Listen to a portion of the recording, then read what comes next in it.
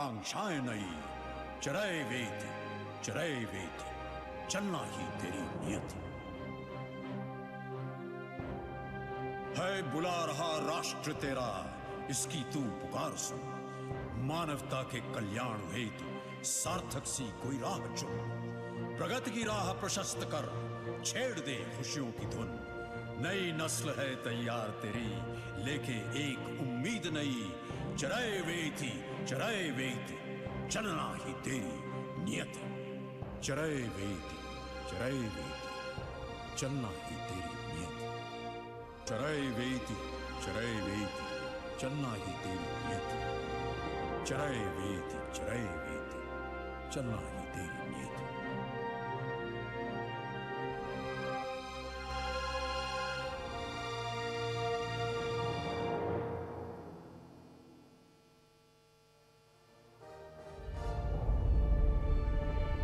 The Earth is sending distress signals. Wildfires, droughts, and melting glaciers. Can we reverse the damage?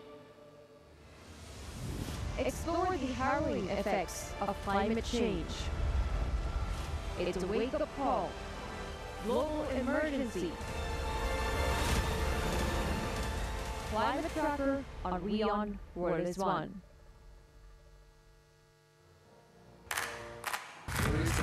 To make your heart skip a beat. An SUV to take you places you've never been. I want a car that will take me wherever I want to go. A tiny car to discover a big city. A motorcycle to feel the elements. WION Drive is hitting its stride, taking you for a spin on the latest cars and motorbikes. Stories of people and places about why you drive, what it brings into your life. Come hitch a ride at this intersection of motoring and culture. Only on WION Drive at these times.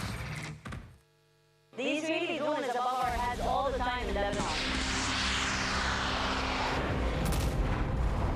Around 169 buildings have been totally reduced to rubble. Every time there's a warning, we just come to this public area where there are around 200 tents, and they reside for a while, and then they go back to their home. Some of the Lebanese people enjoying their time, celebrating, singing, dancing, and some others forcibly displaced. From the southern suburb of Beirut, I'm Radi Francis for WION World is One.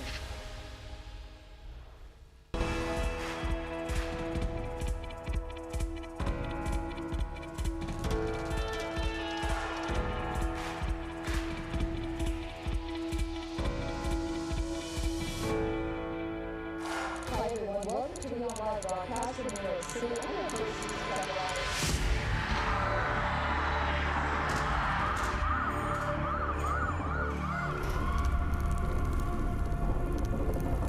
burning northwest of Los Angeles. There's probably going to be a vaccine before the end of the year, so Larry Sanders was one of the last people who really came on board for the experiment, and that's when to the nation's capital. An air of anxiety hovers over Washington, D.C.'s face. Susan Carmani reporting from New York for WION World is One.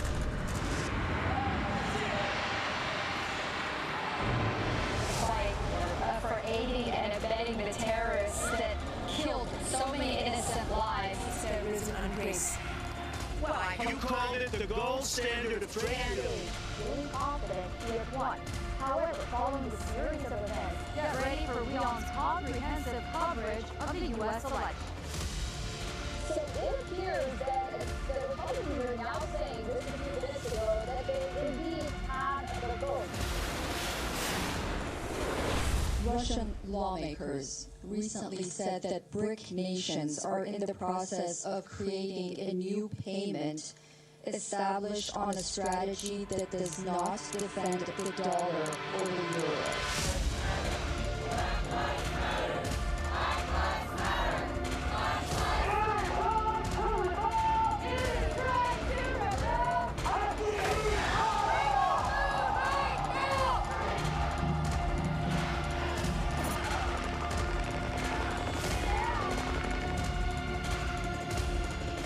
Modi's recent 3-day trip to the United States strengthened ties. I've long been fascinated by India's passion for cricket.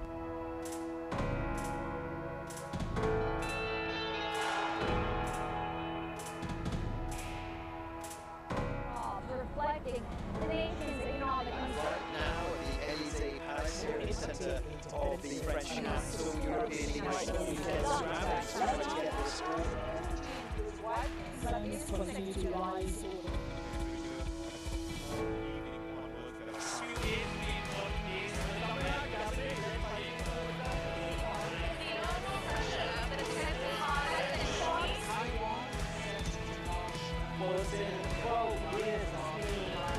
Facebook on Friday upheld the suspension. Part of Philadelphia, Pennsylvania, and we're asking local residents and voters.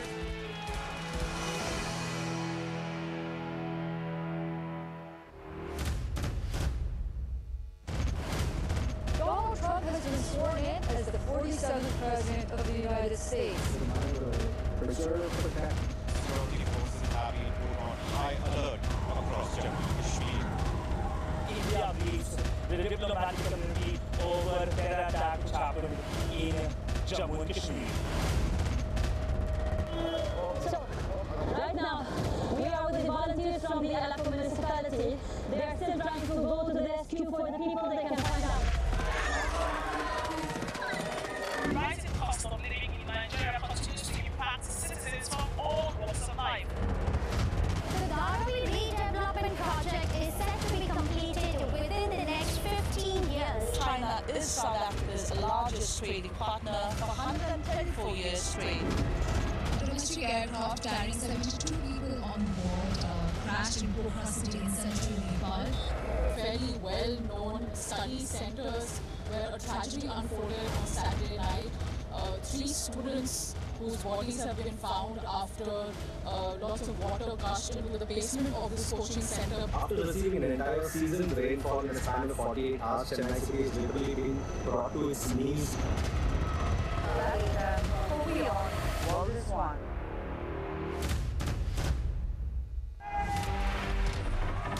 Campaigns, elections, alliances, controversies, and power play. Stories that analyze global and domestic politics. A dedicated show with varied perspectives, expert take, citizens' voices, detailed ground reports, and in-depth coverage from political corridors of the world.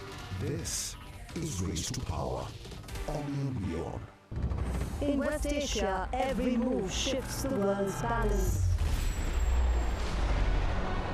Wars, ceasefires, alliances. Power never stands still. From Tehran to Tel Aviv, from Damascus to Doha, the West Asia Post cuts through the chaos to reveal the region that shapes the world. Because what happens in West Asia never stays in West Asia. This is the West Asia Post, the region's story, the world's impact.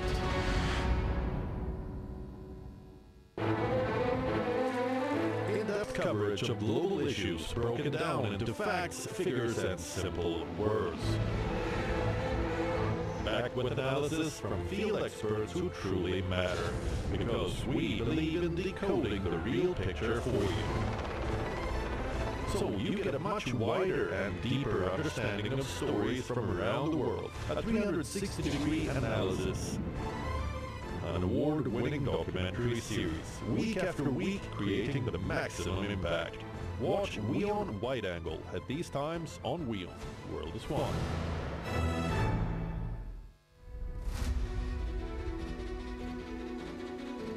Explore the world with wings.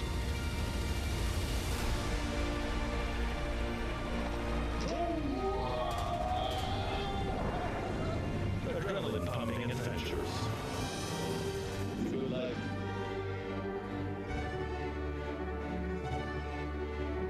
Luxurious getaways. Auto shower as well, and private pool.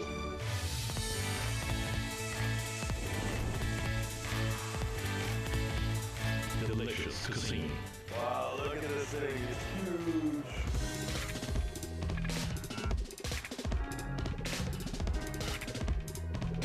Emerging travel trends. And cultural festivities from every corner of the earth. Feels a lot like being on a roller coaster. You really want to hold on. For those looking for the best experiences worldwide. Only on WION Wings.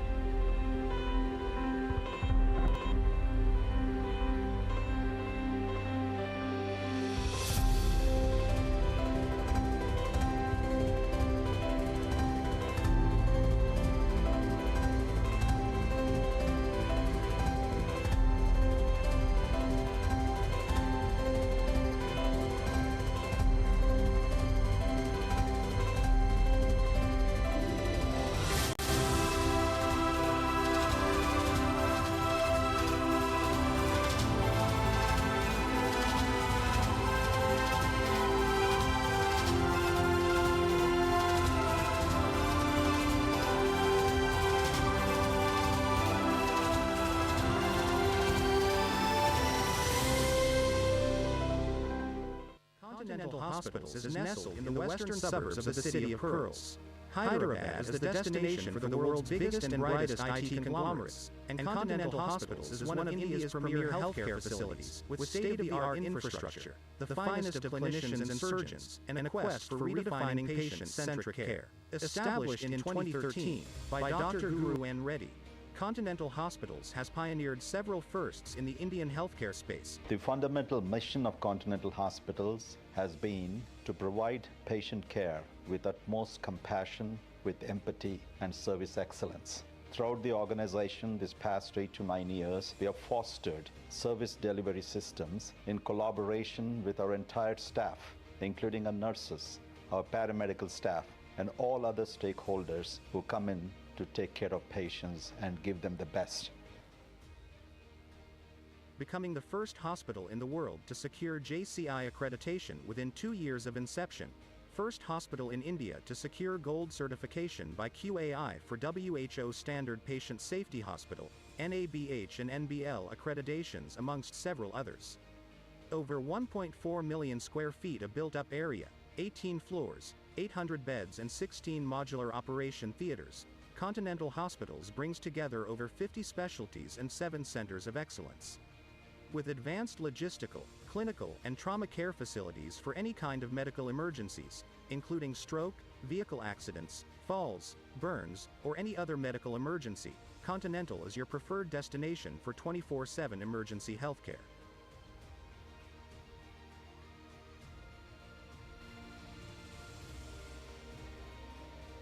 Treat health emergencies with the most modern equipment. Oxymed Hospital does just that. At Oxymed Hospital, innovation meets compassion to deliver healthcare that changes lives. Established in 2004 in Chennai, Tamil Nadu. Our 24-hour multi-specialty institution is dedicated to advancing patient care through research, evidence-based medicine, and personalized treatment.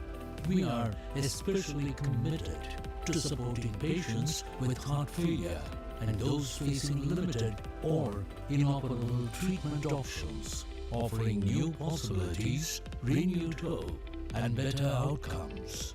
Internationally recognized for his pioneering research in heart failure treatment, Dr. Sama Akbar has contributed to the global advancement of cardiac care through publications, in the Journal of Cardiac Failure and Research, indexed in PubMed.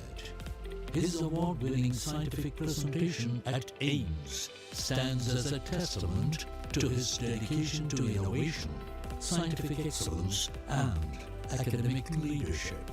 Together, Dr. Sama Akbar and Oxymed Hospital continue to shape the future of cardiac care, driven by a commitment to prevention, intervention, research, and compassionate healing. Oxymed Hospital, advancing lives through prevention, intervention, research, and compassion.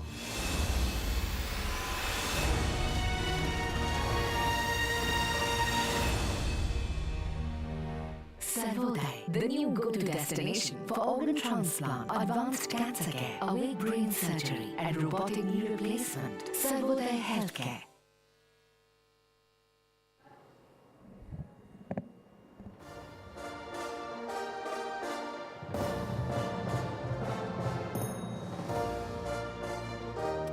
Hello ladies and gentlemen and welcome to WION Health Pulse, co-powered by Arcus Hospital and Continental Hospitals. Special partners Sarvodaya Healthcare and Eureka Forbes, associate partners Oxymed Hospital and Abyss Honey. How are you? Well, it's one of the simplest questions and perhaps the least honestly answered. A polite question which is usually followed by an equally polite answer. Now most of the time it's just social protocol, but perhaps not today, not in this room. Because health is rarely as simple as good and not good. A doctor knows this better than anyone. Now, if you walk into a doctor's office feeling unwell, one of the first things a doctor does is check your pulse. Such a simple act. 2 fingers on the wrist and within seconds it can reveal a great deal. Now, pulse doesn't tell a doctor everything, but it tells them where to look. It reveals patterns, it signals stress, it hints at what may be happening beneath the surface. And today's summit in many ways is an attempt to do the same thing, but for healthcare. Now to understand what is changing, what is working, and what is under strain, and what the future might demand of us. Because healthcare may be delivered locally, but its challenges have never been more global. Diseases don't recognize borders, neither do pandemics, climate change, technological disruption, or misinformation. And perhaps nowhere is the idea that the world is one more evident than in healthcare itself, which is why conversations like this matter. And so over the course of today, we'll seek answers to some very important questions. Who gets access to healthcare in an increasingly unequal world?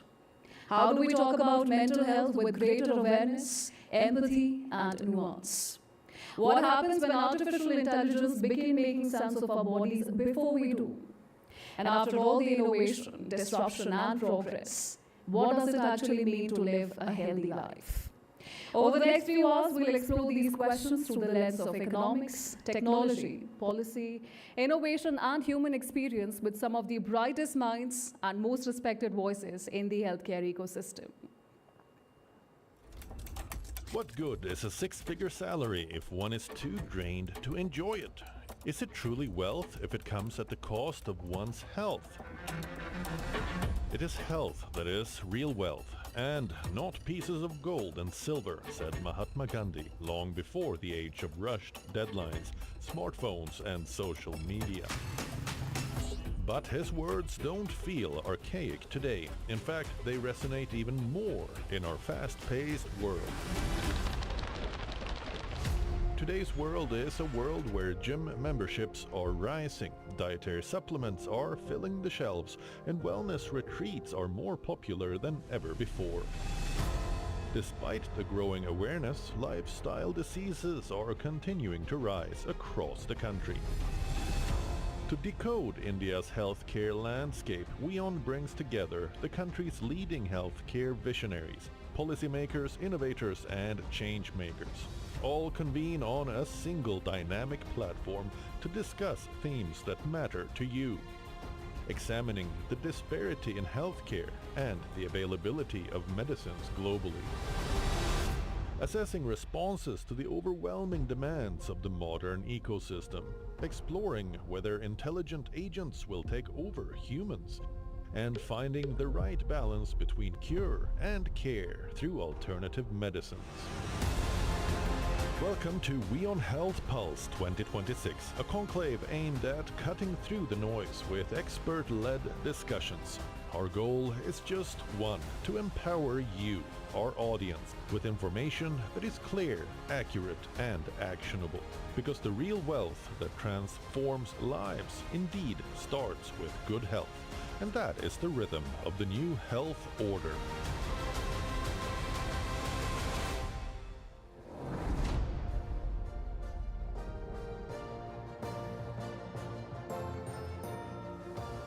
Before we begin, it's important to take a moment to reflect on why a gathering like this matters. To welcome our guests and set the context for the day ahead, please allow me to welcome on stage Managing Editor of WION, Mr. Robin Sharma.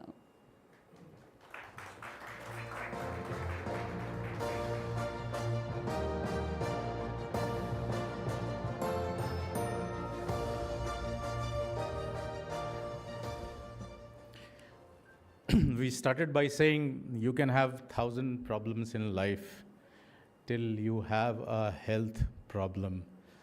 Then you only have one. Everything else, money, relations, stress, all fade away in the shadow of it. When your health is compromised, every little thing becomes harder. Dreams shatter. The color of life begins to fade. Health is not something which we merely manage. It is something which we respect and have to respect. Taking care of health isn't a luxury. It's an act of responsibility, love, responsibility towards self, the family, the society, and globally to make this world a better world. A very good morning, ladies and gentlemen. Welcome to WION Health Pulse. We are honored and privileged to have you all here amidst us. Today, we'll dwell upon the big questions that stare us today, and more importantly, the message, as my colleague pointed out, that nowhere is the idea that world is one more evident than world healthcare. When several health conditions have moved from the margins to the mainstream, the invisible pandemic that we have to say too, that it is okay not to be okay, to break that taboo. What is the right balance between care and cure? Is there a red line for digital integration in health?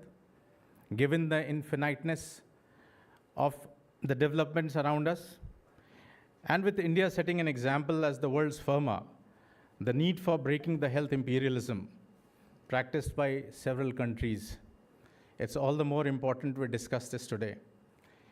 In a scenario when we just cannot think of the ongoing wars impacting one and all, one is tempted to draw a parallel. Our body as a finest miniature cosmos, which essentially means harmony. As the war and conflicts keep unfolding across the globe, we also have several battles and conflicts going on inside us, our bodies, most of them though invisible for a long time. While the external battles, as we discuss it in our newsrooms, have an alternate mechanism which we call diplomacy. There is no diplomacy that you can have with your body and health. And if at all you make a deal, at times, it cannot be a Trumpian one for sure. Then there will be another conflict within. People come and go, but you remain with yourself from the first breath to the last. Respect your health, and you will have a memorable journey, perhaps the most tender truth. The body whispers, then speaks, and then finally demands. Let's begin the conversation with our esteemed panelists and audience in identifying the whispers of our bodies before the demands become too big to fulfill. Thank you, and welcome once again.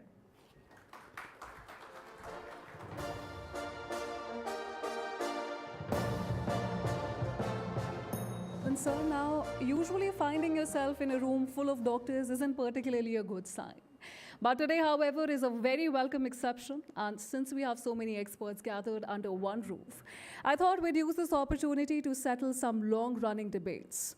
May I please invite my colleagues Dharamjot and Nikita to take the floor and put to test what we know about our health and where we need to get a second opinion.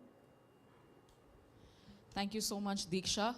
Welcome, ladies and gentlemen, to this incredible conversation that we're about to start. But before we start getting answers, we first start asking some questions. Now, all of our health, we look at parameters at a rather blanket scale, and because of which we do not understand the difference between what may actually be a fact versus what may be a myth or something that we believe in just because we've been told so for generations, or just because a friend shared a WhatsApp message. So how do we learn to distinguish between those things? And what exactly do we know to be true or to be false? That is now the question first, before, of course, we weigh in with the experts. Nikita, the first question, please. Thanks so much, Dharamjot. As Dharamjot suggested, we've grown up with hearing these health claims, some of them from our friends, family, all in good faith at times, but one must not just trust what we view on the internet or by hearsay from our family and friends. Starting with the first question, now this is a very common health claim that we get to hear probably on a daily basis. So let's see if this is a truth or a myth. And I would request our audience members to kindly just raise your hand. And if it's a myth, would you like to clarify that with an explainer? That'll be great. Because all of you honestly look very intelligent to me. So let's just start this morning on a very healthy note. The first question is, eating carbohydrates, do you think that automatically makes you gain weight? Do you think this is a fact or a myth? Yes, we have someone there.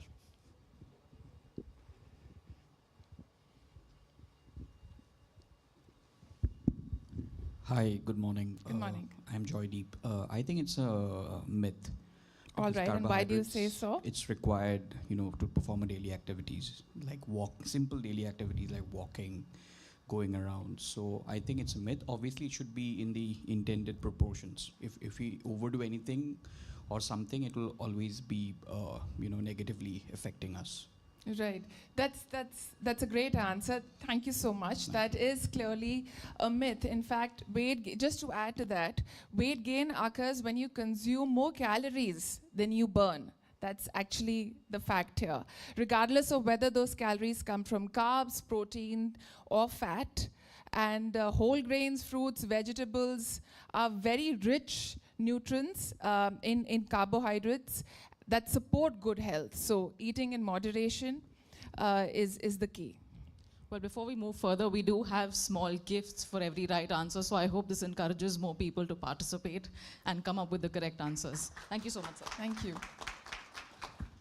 You want to take up the next question, Dharandhar? Yeah, absolutely.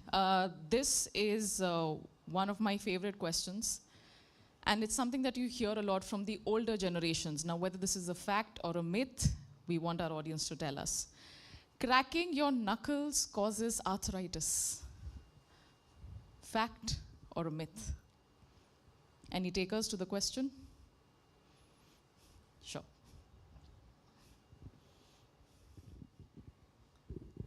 Hi everyone, this is Pankaj Gupta. I am from Adobe.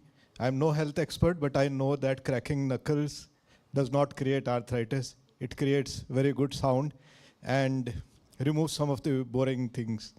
So very interesting to crack knuckles. Thank you. But that's the right answer, and I think a lot of us working professionals will find ourselves doing that often at work. Right. But you're right, sir. Cracking knuckles does not cause arthritis. It's usually a sound of gas bubbles being released from our joints, right? So there are no studies at the moment that prove a direct correlation between the two things. So that's the right answer. You get a gift, sir. Thank you so much. All right, the next question, again, something, we've been hearing a lot about plant-based diets these days. So do you think that plant-based diets can provide all the protein a person needs, especially, of course, for the vegetarians in the house? Do you think that's true or a myth? I can see you nodding, sir. Yes. Hi, good morning, everyone. So, my name is Shubham, and I am not, a dietitian, but because I am a usual gym goer, so I can share my experiences. So when initially I started my workout, it was very difficult for me to get the right foods. But just because we do not have the right information, and just because people who are living in the areas which are far-fetched than the main cities, they have lack of information, and that is complete myth that plant-based food cannot provide the entire protein. But because I usually take grains, pulses, and usually, as you know, sattu and all these diets which are very cheaper than the non-vegetarian food, but actually I manage my overall protein intake entirely in a very right manner. Just that I have to eat more and have to take care of my diets more often. Mostly after each 2 to 3 hours I eat something, but it can definitely provide you the enough protein which a vegetarian like me sitting in the room thinking that it cannot provide. It can definitely provide. That's absolutely right. In fact, thank you so much for that wonderful answer, and you explained it really well.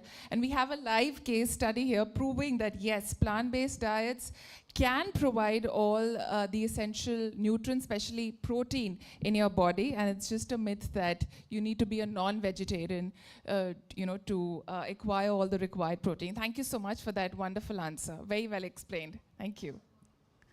Okay, we have one final question before we move ahead with the first session of the day. Sir, a little memento for you first. Thank you so much. All right, this is one of my favorite questions because this is something I personally do a lot, guilty as charged. But the question or the statement is the 5-second rule when you drop food truth or a myth? So if you drop it in 5 seconds and quickly pick it up and eat it, is it safe? Is it not safe? I'm looking at medical experts, give me an answer, but sir, I'm going to have to ignore you respectfully. We're looking at common folk answering it, please. Yes, sir. So it's a myth. I'm Rajiv. I'm Rajiv Tandon. I come from a biotech company, US biotech company. Not a health expert, but yes, it's a myth. Once it is dropped on the floor, whatever, if it is infected, it will get infected. The answer is simple. Well, you're absolutely right. It does not clearly take 5 seconds for bacteria to jump onto food particles once they're on the floor or on any unhealthy surface. That's absolutely correct. But yes, I do know that a lot of us do end up doing it. We quickly... I still do. I think we definitely do. We do it with a lot of our favorite foods. If we drop a morsel of something and quickly pick it up before counting to 5. But thank you so much, sir. That is absolutely correct answer. Thank you so much. Thank you. Gita, that was a good reminder that when it comes to health, there's often a fine line between what we know, what we think we know, and what we've simply heard enough times to accept as the gospel truth. And that's exactly why conversations like today's matter. Because in a world which is overflowing with information, it's more important than ever to listen to voices that are credible. So before we hear from our experts gathered here today, we decided to take the pulse of people at the heart of healthcare itself. Young medical professionals, students, doctors who are witnessing these changes firsthand and in many ways helping shape them. Let's hear what they have to say.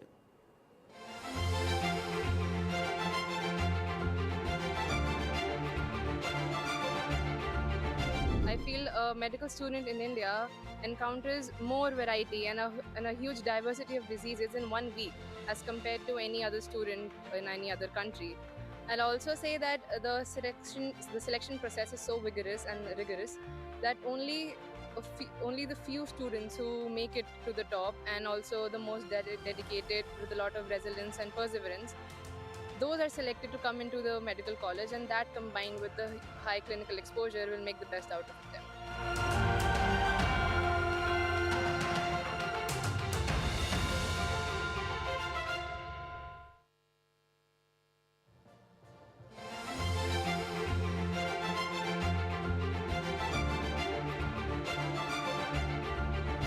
I have recently worked for 3 months in Japan when I was doing my fellowship in hand and upper limb surgery. The technology and the imaging over there is just beyond words. It's admirable. But when I was standing there in a Japanese operation theater, I realized that training in India gave me something that nothing in Japan could give me, my clinical acumen. So handling 15 to 20 surgeries per week over a period of 8 to 10 years has given me something no amount of technology can manufacture, my good clinical instincts. I think that is what sets India apart.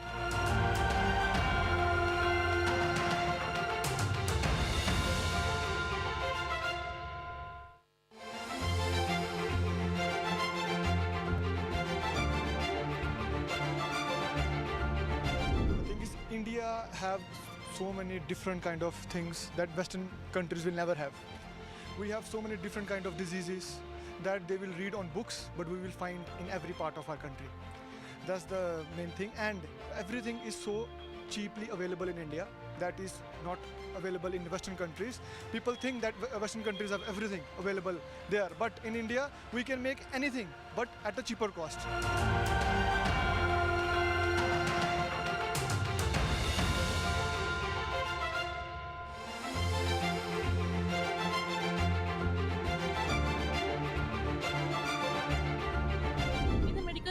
You always have new technology getting introduced, and AI is just one other technology in this spectrum. It has its own advantages, such as it is good at recognizing large amount of data, pattern recognition, but it also has its own drawbacks such as cognitive bias and AI hallucination. So the technology cannot determine what makes a good doctor because it's always in the hands of the user.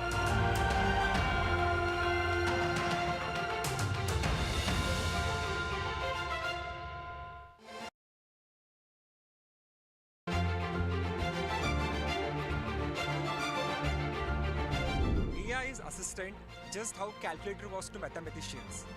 Today, at our fingertips, we can do n number of research. We can see so many diagnoses for a disease. We can have so many differentials. We can have so many treatment for a single disease. But what actually makes difference for a doctor who don't know AI and who know AI is how fast he is culminating AI into his practice. Surely, I can tell that a doctor with machine intelligence can replace a doctor who don't have machine intelligence in the future.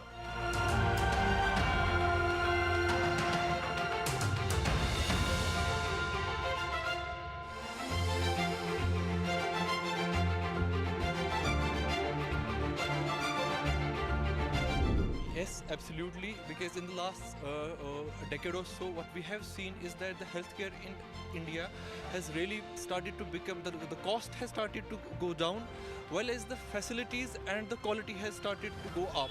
At now, particularly, I am from the field of oncology, so I can speak that in oncology, we are competing with the top institutes globally.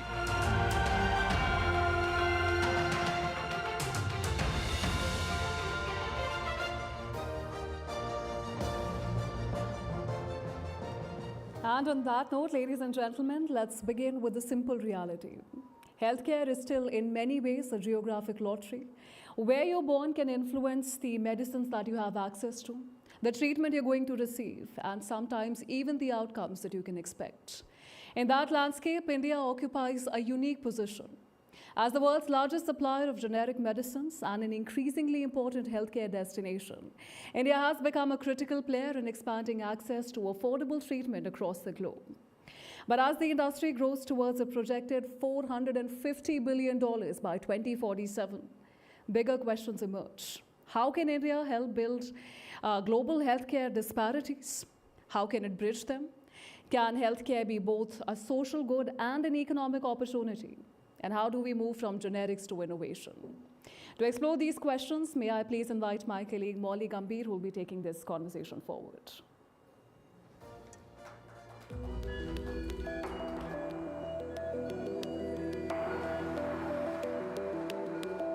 The COVID-19 pandemic marked one of the most difficult chapters in medical history.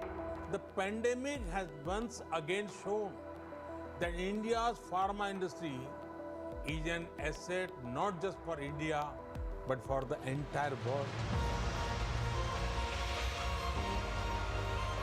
During the crisis, India emerged as a key global partner, extending help to the world. India supplied medicines and vaccines to more than 150 countries. Indian pharma not only ensured the global flow of affordable generic drugs, but also strengthened domestic healthcare systems. Today, India stands at the forefront of the global generics market. 60% of the world's tablets and capsules are made in India. The country also operates in more than a third of the US Food and Drug Administration authorized facilities and sells in 200 plus countries. Major aid organizations like UNICEF and the Global Fund rely on Indian drug makers for essential medicines and supplies. The Indian pharmaceutical story is not just about producing medicines, it is about driving accessibility, affordability, and delivering hope, both within the country and around the world. It is also about breaking health imperialism and choosing global good over economic good, cementing India's reputation as the pharmacy of the world.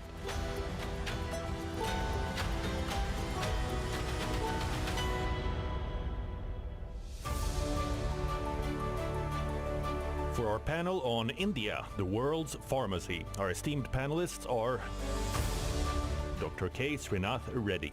Dr. K. Srinath Reddy, a cardiologist and epidemiologist by training, is the founder and former president of the Public Health Foundation of India in New Delhi.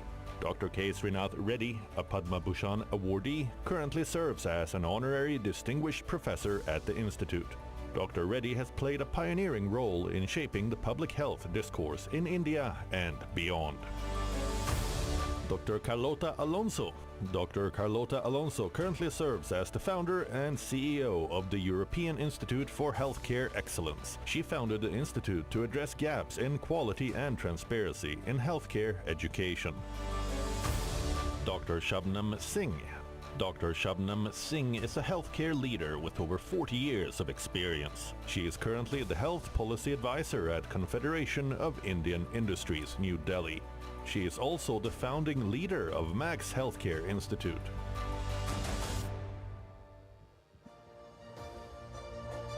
First of all, a very warm welcome to our esteemed panelists. A round of applause, please, ladies and gentlemen, as we set the stage for a insightful conversation. We've already heard a number of responses from the audience members, of course, to warm up for what lies ahead. It's a very interesting moment that we are standing at today. I just want to first of all delve deeper into this label that India has, known as the pharmacy of the world. Very heavy words, a lot of recognition that India's pharmaceutical industry has achieved. Dr. Singh, if I can start off with your comments on just helping us better understand how rare this combination is that India's pharmaceutical industry really offers in terms of the assured quality and the affordable pricing. Of course, the role that it has played when it comes to the vaccine supply and really championing that cause when it comes to increasing healthcare access as well. So to your question of how did we arrive at this point? Yes. The point of arrival actually comes and stems from 2 points. Number one is the cost of manufacturing, right? And India definitely has an edge and an advantage that the cost of labor, as well as a very, very important part, and that is India excels in reverse engineering, right? We excel in reverse engineering, and also we are able to customize processes very fast. The Achilles heel in this is a mindset of jugaad, and I'll come back to that later. Jugaad is a very important word here in the Indian ecosystem. Absolutely. So we have been driven typically by volumes, right? We are able to, in a very short time, bring the volumes to the market at the price point at which the market is ready to absorb it. Right. Right? So that immediately pushes you up. So you're able to bring the volume and you're able to give it at the price point. The stickiness comes when it comes to quality. Like everything in life, there will always be outliers. They're always outliers. And unfortunately, what happens when you look at the volumes that you're dealing with, the number of outliers also proportionately go high. So it comes straight into your face that, no, this is not right. Having said that, because you have the volume advantage and you have the price advantage, you have a place in the global stage. I hope that answers your question. Of course, indeed. And it also helps us better understand how challenging this achievement really has been, because becoming the world's largest supplier of generic medicines, accounting for 20% of the global supply, is no ordinary feat. And of course, it's taken a lot to be able to achieve that. Dr. Reddy, if I can also ask for your comments, exactly on the point that Dr. Singh just made, when it comes to the way India has actually been able to tap into its potential, capitalize on its strengths, and also understand the needs of the world, really. I think the revolution actually began when we moved from product patenting to process patenting. Right. That gave us an opportunity to produce a very large number of medicines at low cost. And that satisfied not only our national needs, but then it allowed us to address the needs of many countries across the world at relatively low expense of production and export. And many markets, not just in the low and middle income countries, but even in the more advanced economies of the world, started realizing that generic drugs, which are quality assured, are likely to greatly reduce the healthcare costs in their countries. And that has really given India the label of the pharmacy of the world. Now, of course, there are a lot of new innovations that need to be made. We also need to proceed to innovating new formulations now, not just do reverse engineering. And we are on the way for that as well. I mean, we just unveiled a new antibiotic, Xenic. So the idea of, which has received WHO recognition. Yes. So I think we now have to begin the next part of the journey, consolidating what we have already accomplished, ensuring that we continue to serve the needs of the world while addressing India's prioritized needs, and thereby actually continue to be the global pharmacy with the best of intent and best of performance as well.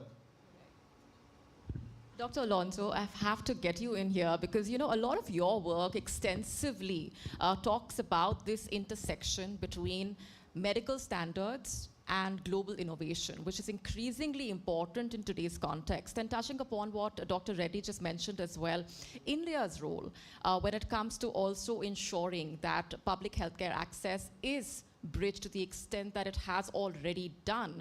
Your comments first on how you see India's position on that front. So I see India has a lot of advantages in comparison with other countries because of its expertise and its leadership and also its potential to scale. And I do think that we have to look back to the pandemic. I know everyone talks about the pandemic, but I think we have to reflect because I think the world became aware that we have dependency on the manufacturing centers. And I feel very proud and very honored to be living in India and be part of this ecosystem because people think that people in Western countries tend to think, oh, Europeans are coming to India, or Westerns are coming to India to solve India's problem. And I always say, no, I'm coming to India to learn and to see what I can take to Western countries from India.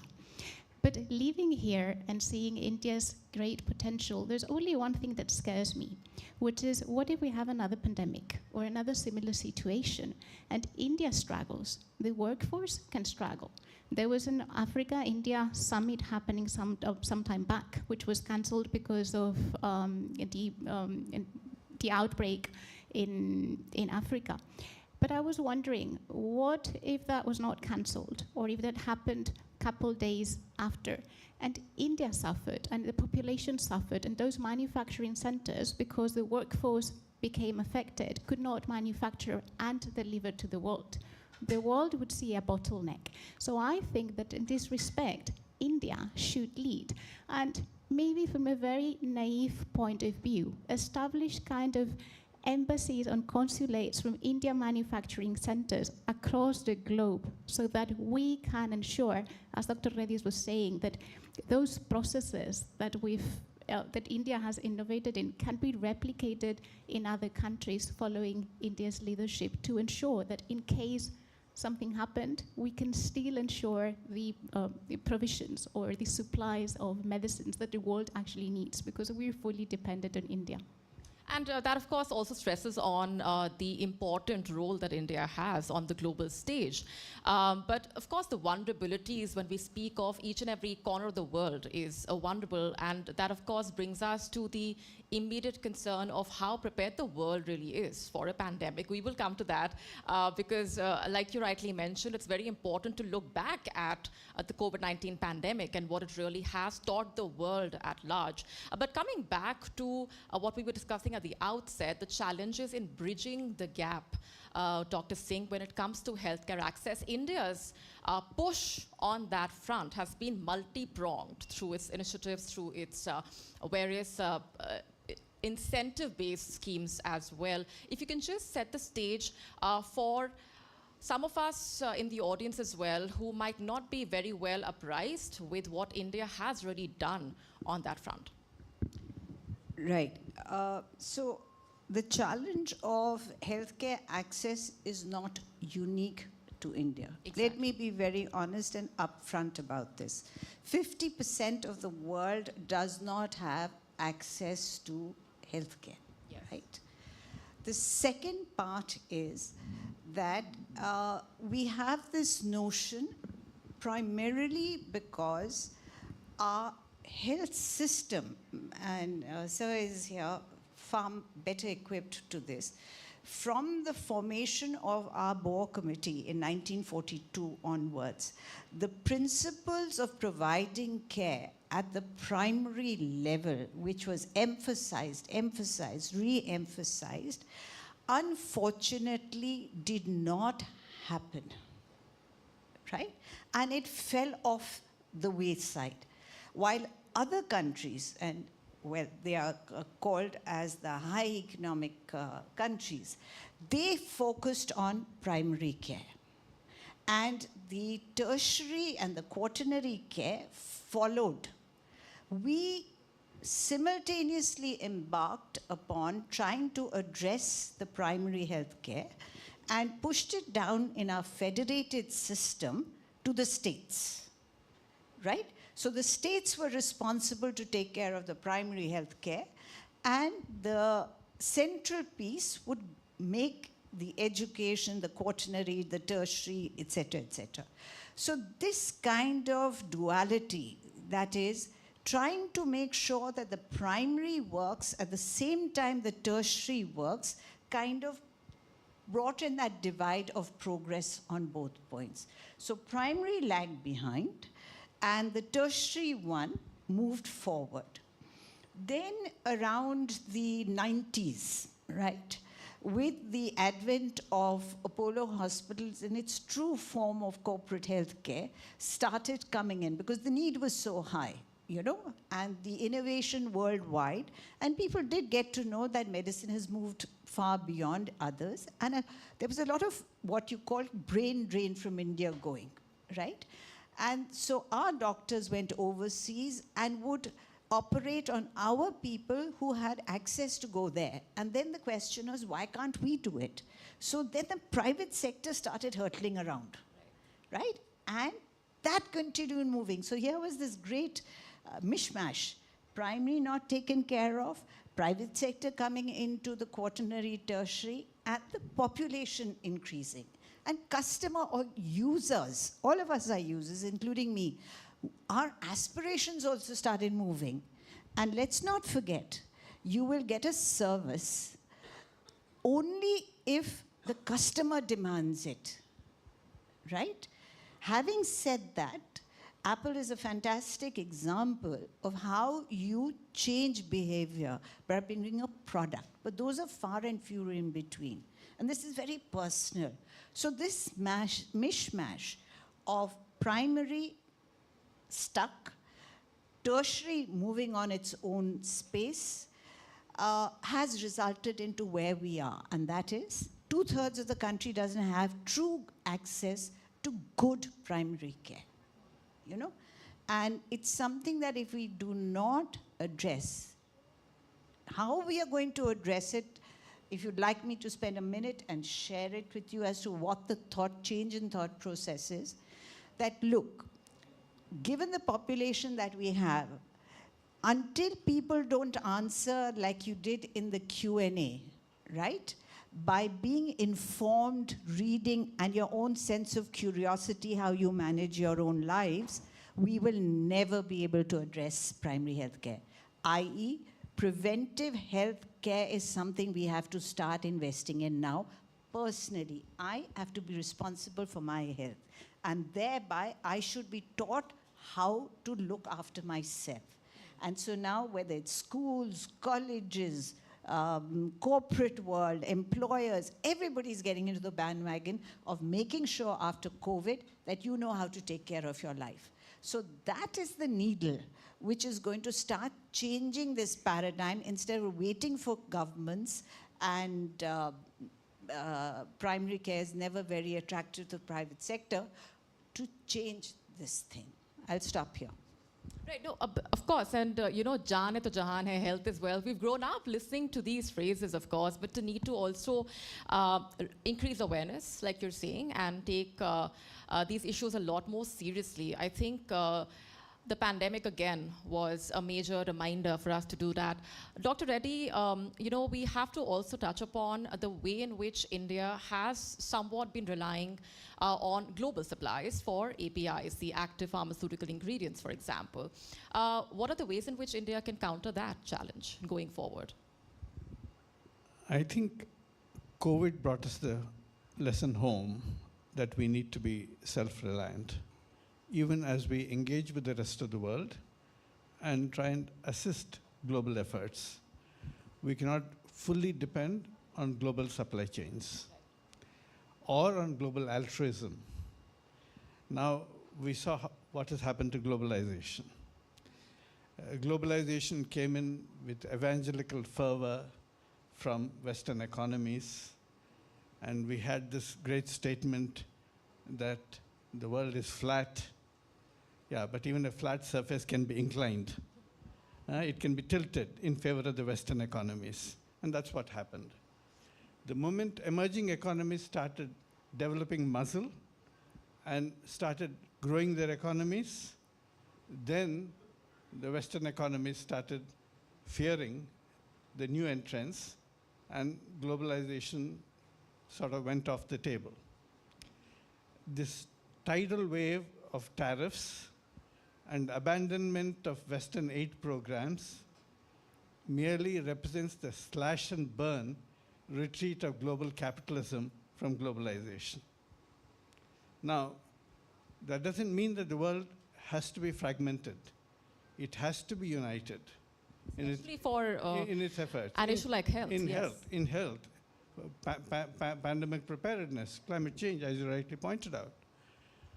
However, it's absolutely important that we also develop self-reliance, and in an area like APIs, which you mentioned, where our pharmaceutical industry has to develop medicines at volume and at low cost and with speed for the domestic as well as the international market, we cannot be held hostage by restricted or undependable supply of APIs from China or other countries. We have to develop our capacity for developing APIs within our own country, so that at any given time, if the global supply chains sort of break down, whether for epidemic reasons, pandemic reasons, or political reasons, or whatever, we ought to be able to stand on our 2 feet and produce drugs needed for this country and supply other parts of the world which are also needing it. So I think we should, right from the very beginning of the production chain to the end of it, we should do it. And when I say production chain, I also mean that we should develop the scientific capacity for innovating new medicines. all across the line. We cannot depend only on Western knowledge for that. I think we should now move into the next stage of our development from a strong production capacity to a strong innovation capacity as well. We ought to innovate with a lot of new drugs coming in, and we have the capacity to do that. We should be able to do that through academia-industry partnerships, a greater amount of money being put in both by the public and private sector into supporting innovation of new drugs, and possibly advanced market commitments for new drugs that are being developed. There are many things that we ought to do so that we can actually push in innovative new drugs as well. Otherwise, we're going to be left standing behind the global markets. And speaking of that, what does the world need to do when it comes to bridging the healthcare gaps? Dr. Alonso, you've been working extensively in that regard to bridge some of those gaps. What are the challenges that you've encountered? So what would you say are the immediate priorities when it comes to dealing with that? So I think the most immediate priority as a user, and reflecting on what both Dr. Reddy and Dr. Singh have you said, for me comes to accessibility. And billions around the world do not have access to healthcare. Exactly. But I think thinking locally, even in India, and maybe what I'm going to share is not politically correct to say, but it's a personal example, and I just like sharing on personal experiences. Last month, I wanted to get the dengue vaccine, and I went to an EU embassy, and I got it. But my best friends are Indians. And what I wonder is how easily accessible is the dengue vaccine for them today? And I know this is on the news now, it's going to become easily accessible probably sometime soon. But as of today, it is not. So that makes me reflect, how unfair is the situation? You know, when you speak of that, I can't help but also touch upon this term, which is highly debated, which is medical imperialism, health imperialism. We also touched upon that briefly before the session started. So that, of course, is a term that needs to also be understood and, of course, dealt with. And it's an ongoing fight when it comes to the kind of gaps on multiple fronts. If I can just get in your perspectives, Dr. Alonso and Dr. Singh, on that as well. So, like Dr. Reddy was saying, the world people don't think the world is flat anymore. We try to establish boundaries and fields and put limitations. And I think because India has the manufacturing capacity, has the innovation capacity, and is also developing one of the strongest digital health policies, I think that should be in our agenda, that we should address how to make this accessible, and also patient education, public education in healthcare to everyone. And we were seeing at the initial remarks, we all have social media profiles, and there's this reel going on across all the profiles. Why are doctors becoming influencers? And it's because influencers are trying to play doctors with sharing advice, which is not really useful. And I think India sits at a very advantaged platform because of the digital strength, the manufacturing strength, and the medical capacities. Dr. Singh. So the word imperialism is protectionism, you know. So it's in your DNA. Every sphere, whether you're a mammal or a human being, everybody is protectionist. Right? This is my turf. Having said that, there are dependencies. If nothing else, COVID taught us about the huge amount of dependencies. Everything that we've spoken about, whether it's logistics chains. As far as healthcare is concerned, there's not a single product, whichever way you skin it, which will remain in the hands of a particular person or a country, right? So a mechanism has to be formed.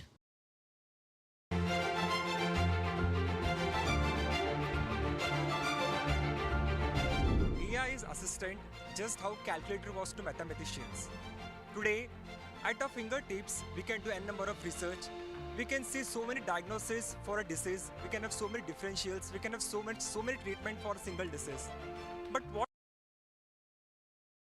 as well as to vaccines.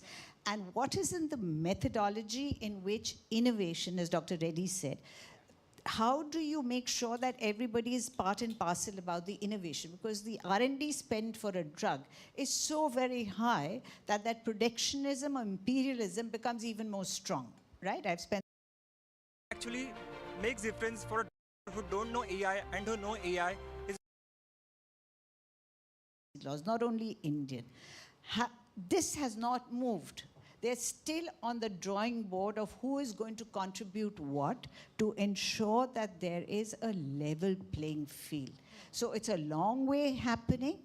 It is going to be there. It's very much in our interest to walk the mile with the CDRMOs and the CDMOs and make sure there's self-reliance in our country on the innovation, biosimilars, and onco drugs. It's critical.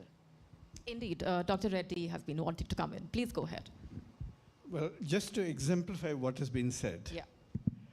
Look at what's happening to the pandemic treaty. Yeah. After the horrific experience that the world has had with COVID, it was resolved at the level of the United Nations and the WHO that we should have a pandemic treaty so that there can be a concerted, consolidated, coordinated response to any future pandemic, from prevention to preparation and response. Right. The pandemic treaty was supposed to have been concluded in May last year, 2025. It is still being debated. Part of it has been approved, but two critical elements are holding back the negotiations and final adoption of the full treaty. One is pathogen sharing, and second is benefit sharing. The Western nations want access to the pathogens unrestricted whenever they're discovered in any country, Africa, India, or wherever, but they don't want to give assurance of benefit sharing for vaccines, drugs, and technologies. There, they want to assert their patent rights. Right. Now, this is a tragedy that we are seeing now, which is holding back the entire treaty, and the United States, having exited the WHO, exited the pandemic treaty, is now negotiating independent bilateral agreements with African countries and some Asian countries for providing aid, including for the AIDS programs, on the condition that they will do pathogen sharing unconditionally. So in a sense, this is, the word imperialism was being mentioned. This is imperialism. Now, if we cannot resist this as a global community, then we are going to continue to see fragmentation, irrespective of all the platitudes that we spout about one world, that no one is safe till everyone is safe. Yeah. We have to bring that spirit of solidarity back. And like we say, world is one, WION World is one is what we stand for as well. And like you're rightly mentioning, you know, an issue as sensitive and crucial as health is all the more a need for the world to stand united. We are talking about the challenges. Let's also take a moment to look at the opportunities that lie ahead. And Dr. Singh, I have to come to you to talk about, you know, this aspect of medical value travel, which of course is a key element of how India engages with the world. Some very interesting numbers here. The medical tourism market, around $8.7 billion in 2025, projections of $16.2 billion by 2030. Of course, India's clinical excellence, its patient-centric approach have been major factors in establishing itself as a major global destination for medical tourism. Your comments on how this can be capitalized further, what would the immediate priority be according to you? So yes, the opportunity is huge. Are we working on it as a nation, as a country, even from the government's perspective? Yes. There are very ambitious plans of having what we call medical value travel hubs across the country. But again, it all comes down to a place where there are critical elements in which the bilateral part of it has to be sorted out in a very concerted manner. And I'll give you examples. Insurances, people who are insured for treatment in their host country where they are born, those insurances will not cover it for MVT. So that automatically restricts the movement of the individuals. That's point number one. Point number two, transnational legalities have to be sorted out, right? So if you have a case that has gone bad, now which country, which sovereign country will take up that medical legal case? You know, these, if you have to go up that value chain, otherwise you'll be doing the small, low-hanging fruit stuff.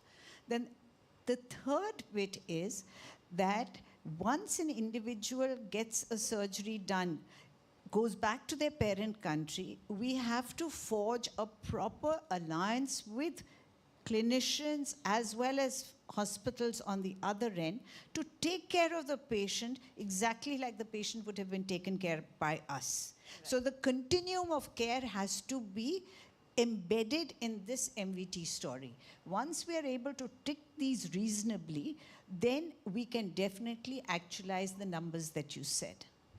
Very interesting. Dr. Reddy, closing remarks from you, please. We're completely running out of time. I would love to go on. But if I can just ask you to comment on that and just share your thoughts.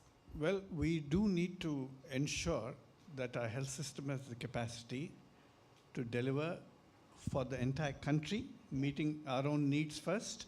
At the same time, extend facilities for those who want to take advantage of India's skills and economic affordability to access healthcare here. So I think we ought to really strengthen our health systems tremendously in order to meet both domestic and international demand.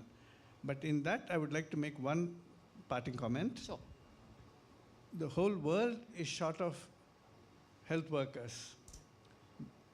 The WHO says till 2030, the world will be short of 11 million health workers.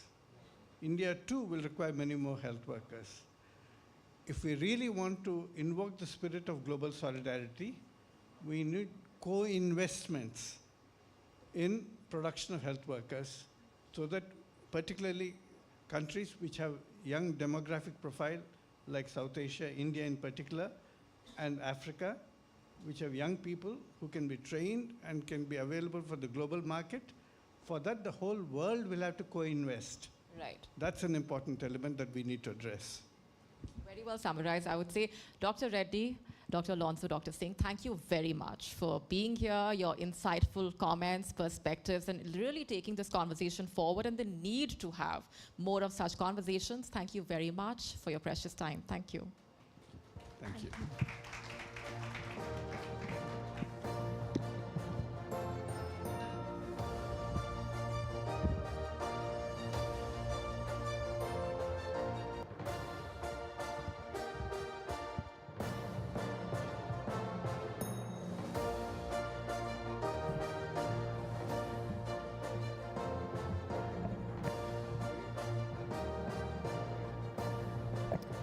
May I please request Molly to felicitate our guests?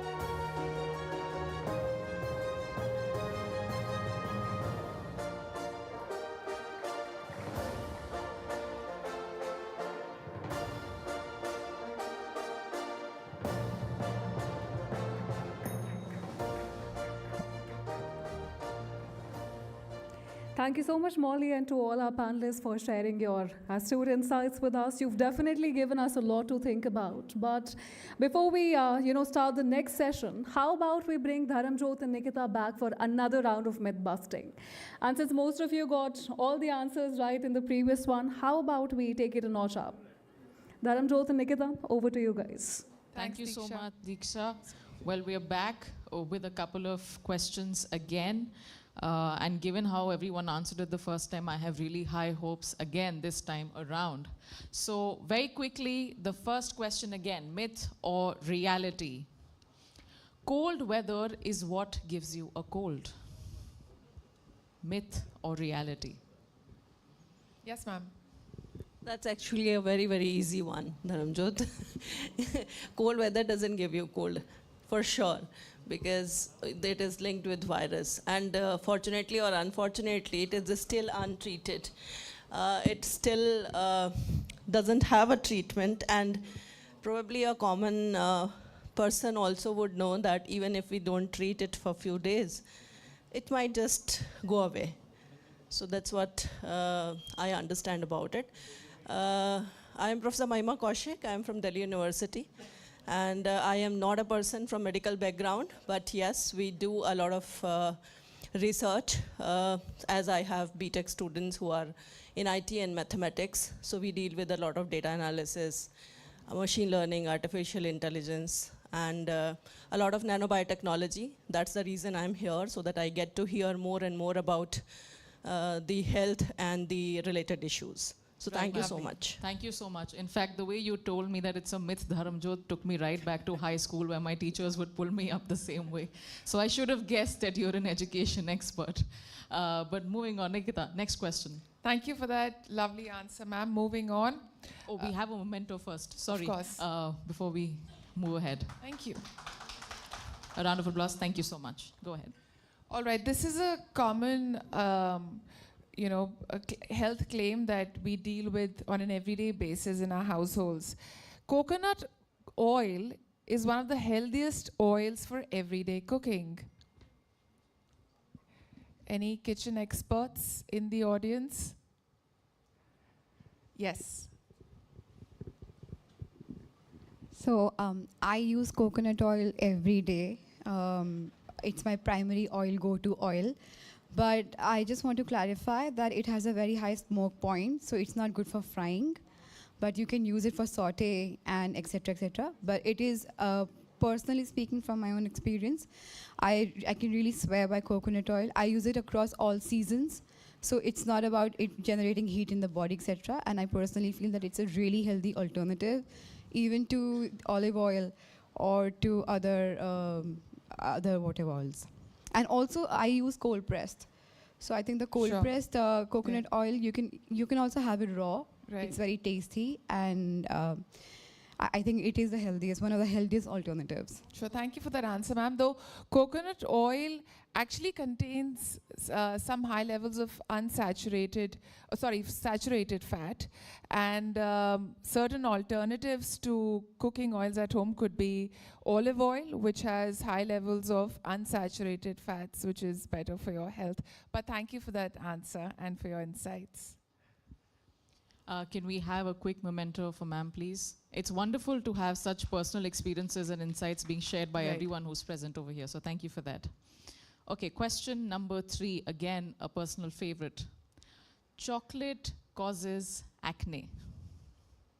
Is it truth or is it myth?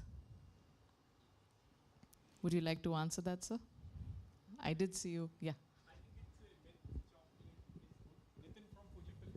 Chocolate is good for the mood and etc. So I don't think this is correlated, and in my opinion, it's a myth. Well, you're quite close. Yes, it is a myth. I think also the details lie in the fact that it should be good quality chocolate. Darker chocolate is definitely good for health. Of course. Sugar is what usually a lot of skin specialists say that maybe somebody with acne should avoid to try and test if it shows a positive reflection on their skin. But yeah, that is excess the of correct anything is bad, so Sure. excess of chocolate is also bad. Absolutely, absolutely. Thank you so much for that answer. A round of applause for sir, please. Thank you. And well, that's a wrap on this very insightful discussion. We'll be back, hopefully, with certain interesting questions, because certainly we do have a very engaging audience. I would love to engage with you. Back to you, Diksha. Thanks. Thanks. Thank you so much, Dharamjot and Nikita, for keeping our audiences on our toes. But now, before we move into our next session, let's also listen to some budding health practitioners and professionals across India and see what they have to say.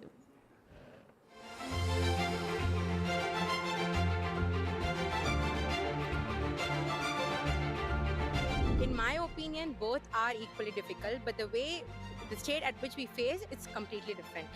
getting into medical school is not just competing with a number of 30 or 35 like in school. It's about competing with about lakhs of students around the country. So you need to, compete with them, get the score, get into medical college. But that doesn't end there. Once you're into the medical college, you need to kind of gain your knowledge, improve yourself, stay updated, deal with patients, their diagnosis, their treatment course, and a lot more. This is just more professional side. On personal side, dealing with staying away from your family, dealing with your surroundings, your friends, your health. So it comes as a whole lot of package.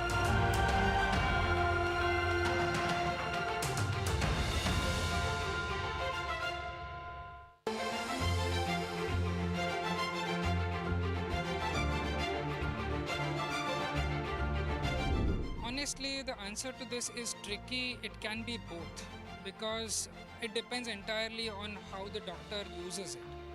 I use AI in order to do my quick research or get a good literature review. I use it as a well-read assistant. The problem comes when many of my younger colleagues are looking at it in the view to get an algorithm to manage the patients with that. So all these years of my clinical practice has taught me that I have to look at the patient, feel and examine first before looking at any AI.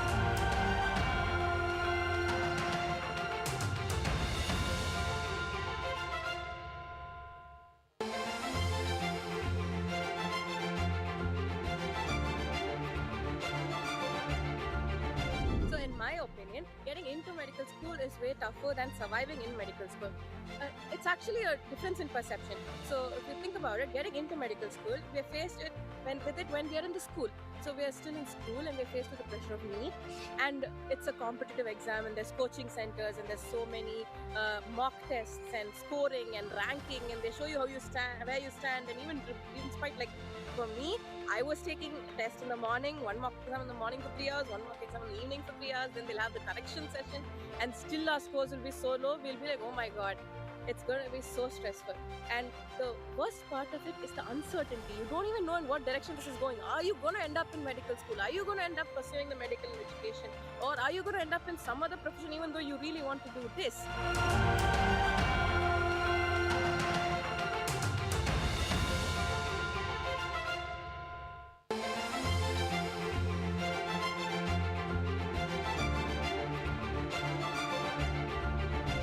So AI is going to help doctors.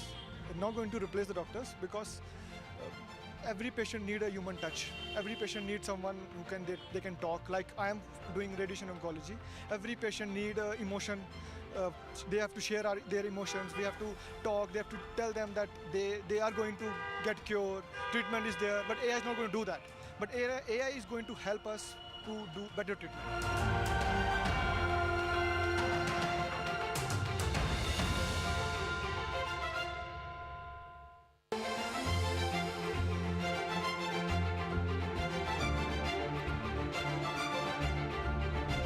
Be it a doctor or a medical student, if they use the AI tool uncritically, then they become entirely dependent on it. So a good doctor must always rely on their own independent thinking as well as critical decision making skills while using AI just as a tool to aid in the same. So to answer your question, yes, AI does create a better doctor, but only when the doctor completely relies on their knowledge and uses AI to enhance the existing knowledge, which aids in decision making.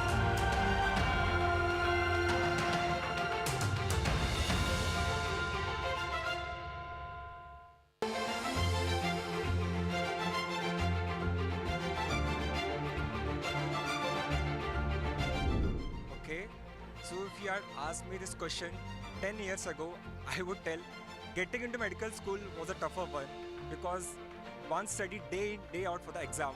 But if you're asking me after a decade, I tell that surviving is one whole transformation because it's about patience, it's about knowledge, it's about giving in everything, it's about resilience, it's about empathy.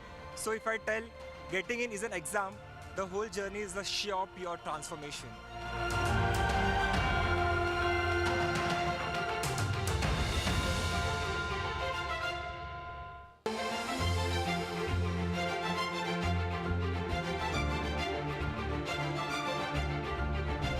So basically, getting into medical school tests your ability to read, to memorize the things, the academic excellence. But surviving it basically tests your emotional abilities, your psychological abilities. Because every day you have to deal with not just the health of the patients which is ill, but also the death of the patient.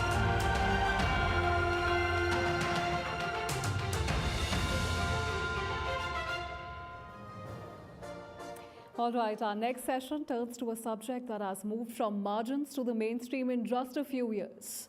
Not long ago, conversations around mental health, they were wrapped in stigma and silence.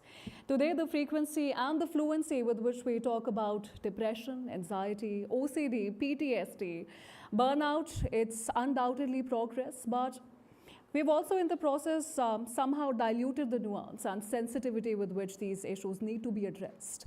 Confiding in AI chatbots, exposing our vulnerabilities in digital spaces which are designed to feed off of them. Where exactly is the gap? And how do we encourage vulnerability without trivializing genuine distress? And are our support systems keeping pace with the pressure of modern life? Well, my colleague Shreya Upadhyay will explore these questions with our stellar panel. Over to you, Shreya. Have you ever woken up feeling drained, dazed, and discouraged, unable to focus or pinpoint the cause? It's not always as obvious as a physical ailment. More often, the psychological load is hidden, but too demanding to ignore.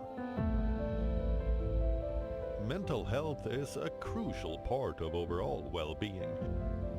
According to recent studies, nearly half of young adults worldwide face mental health challenges, frequently linked to smartphone use, ultra-processed diets, and a lack of real social connections. Despite this, mental health remains one of the most overlooked aspects of our daily conversations. Raising awareness in support of mental health is key to addressing the issue. And seeking help is not a sign of weakness, but the first step towards healing. When we open up and seek support, we not only protect our mental well-being, but also create a healthier environment for ourselves, our families, and our community. So keep turning inwards and check in with yourself with one simple question: how am I doing right now? Your honest answer might be the signal you need to relax. Hit the reset button or seek professional help.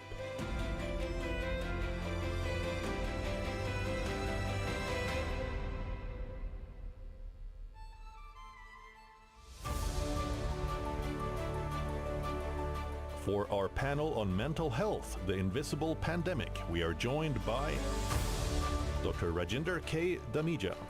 Dr. Rajinder K. Damija is a distinguished neurologist and an academician. He currently serves as the Director and Professor of Neurology at the Institute of Human Behavior and Allied Sciences, New Delhi. He has over 3 decades of experience leading pioneering research in neurology, especially in stroke and movement disorders. Dr. Jitendra Nagpal. Dr. Jitendra Nagpal has over 30 years of experience in the field of mental health, with a special focus on the psychological well-being of children, adolescents, and women. Dr. Nagpal currently serves as Senior Consultant Psychiatrist at Mulchand Med City in New Delhi and is in charge of mental health and life skills promotion at the same institution.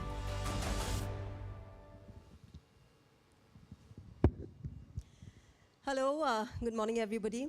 I'm so glad that we're talking about mental health with a group that has all age groups because it's relatable, it's very, very regular in our daily lives, not just when there's a mental health crisis, but in general, just to have a happy state of mind is something that we all have been talking about, but perhaps don't really identify when we're in the situation, when we're in the crisis.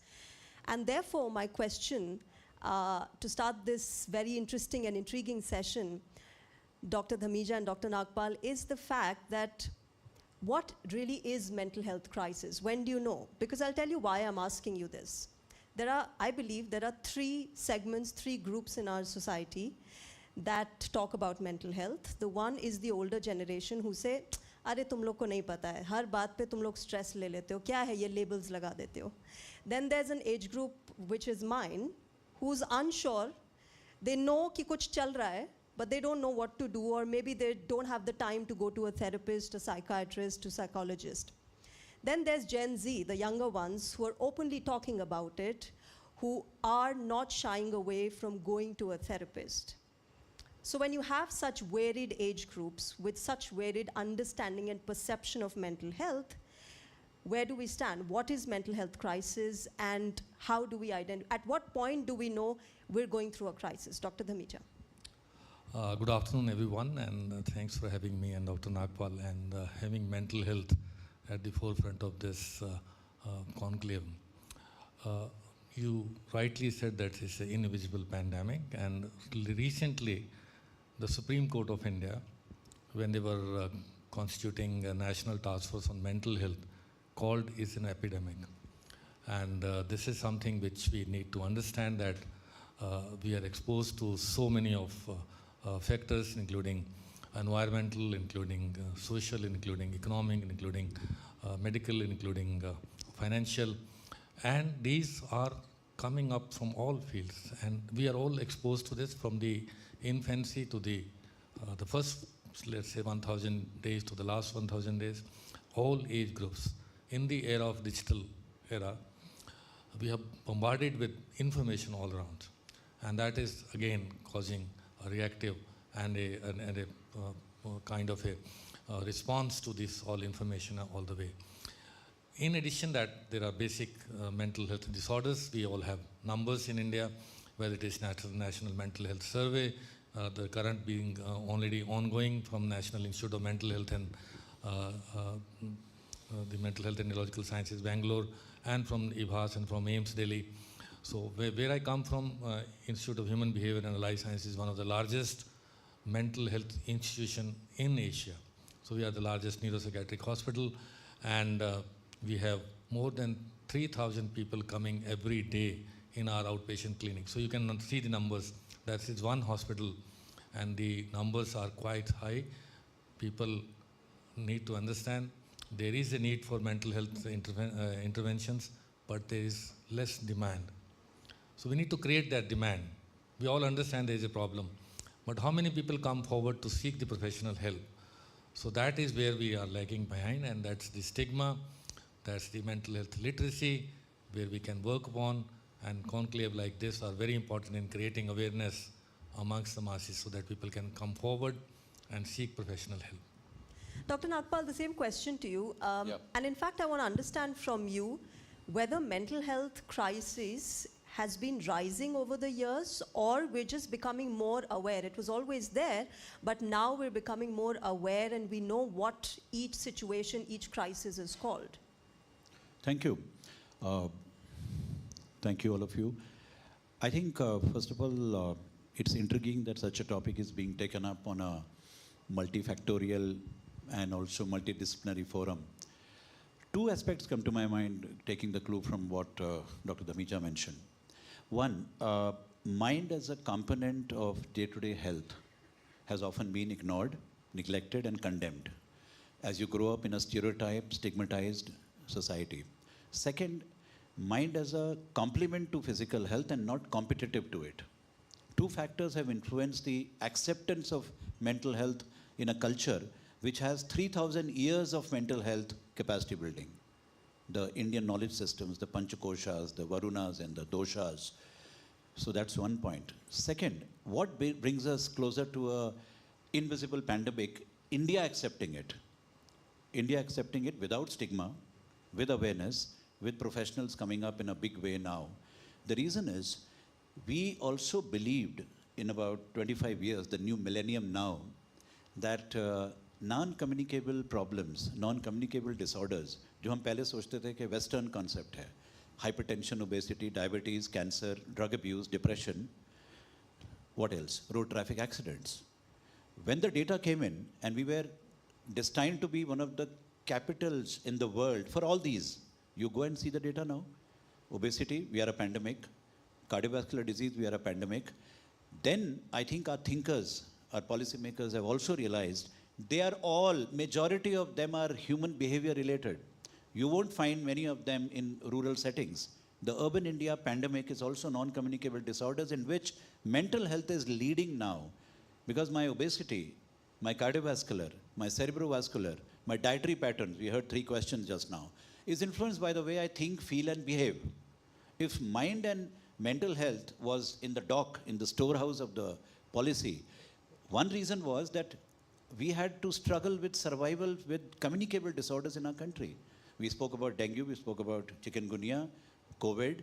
We survived, we thrived, we are happy. But now let us look into mental health because it cannot be ignored anymore.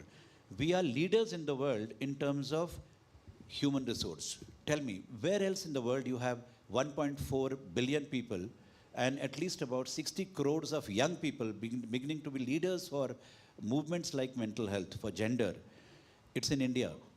The tragedy was that we were not having mind and mental health as a component of day-to-day life. And the 3 reasons given in most of the research in India was stigma, stereotypes, ke ye to pagal hai.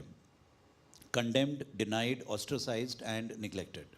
Second, lack of awareness, jaisa maine aapko bata diya. Third part being very important, what sir said, lack of professionals. Where were the professionals? A country that has a 3/4 psychiatrist, not even one, a 3/4 psychiatrist for 1 lakh population, and the world average required by WHO is 3. It will take us years.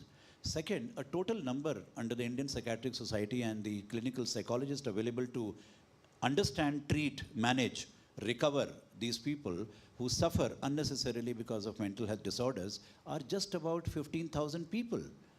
And we need about 5 lakhs of them. So now, post-COVID, it became a visible pandemic, lasting more than COVID. So now I think the government has taken up seriously. The Prime Minister talks about in Pariksha Pe Charcha and Man Ki Baat, how mind and components like mental health influence us. So these are my preliminary comments, I thought. You know, I'd love for my parents to listen to you, Dr. Nagpal, because at some point in life, I wanted to become a psychologist and they were very hesitant. So, you know, I completely relate to what you're saying, that there has been a hesitancy in sort of letting your kids and letting your family members and loved ones go into that field. But Dr. Dhamija, since you so closely work with students, with youngsters, you're associated with UGC, you're also part of the Supreme Court appointed National Task Force for Mental Health. What is it in youngsters and students that is leading them to a mental health crisis? Is it just the digital era that we are living in? Or is it also a generation gap that we as adults are not able to understand what they're going through? We haven't sort of, you know, filled that gap for them. So I think there's multiple factors. They're all combined together. Recent data shows that there has been 80% increase in the suicides in students over the last 10 years, 11 years.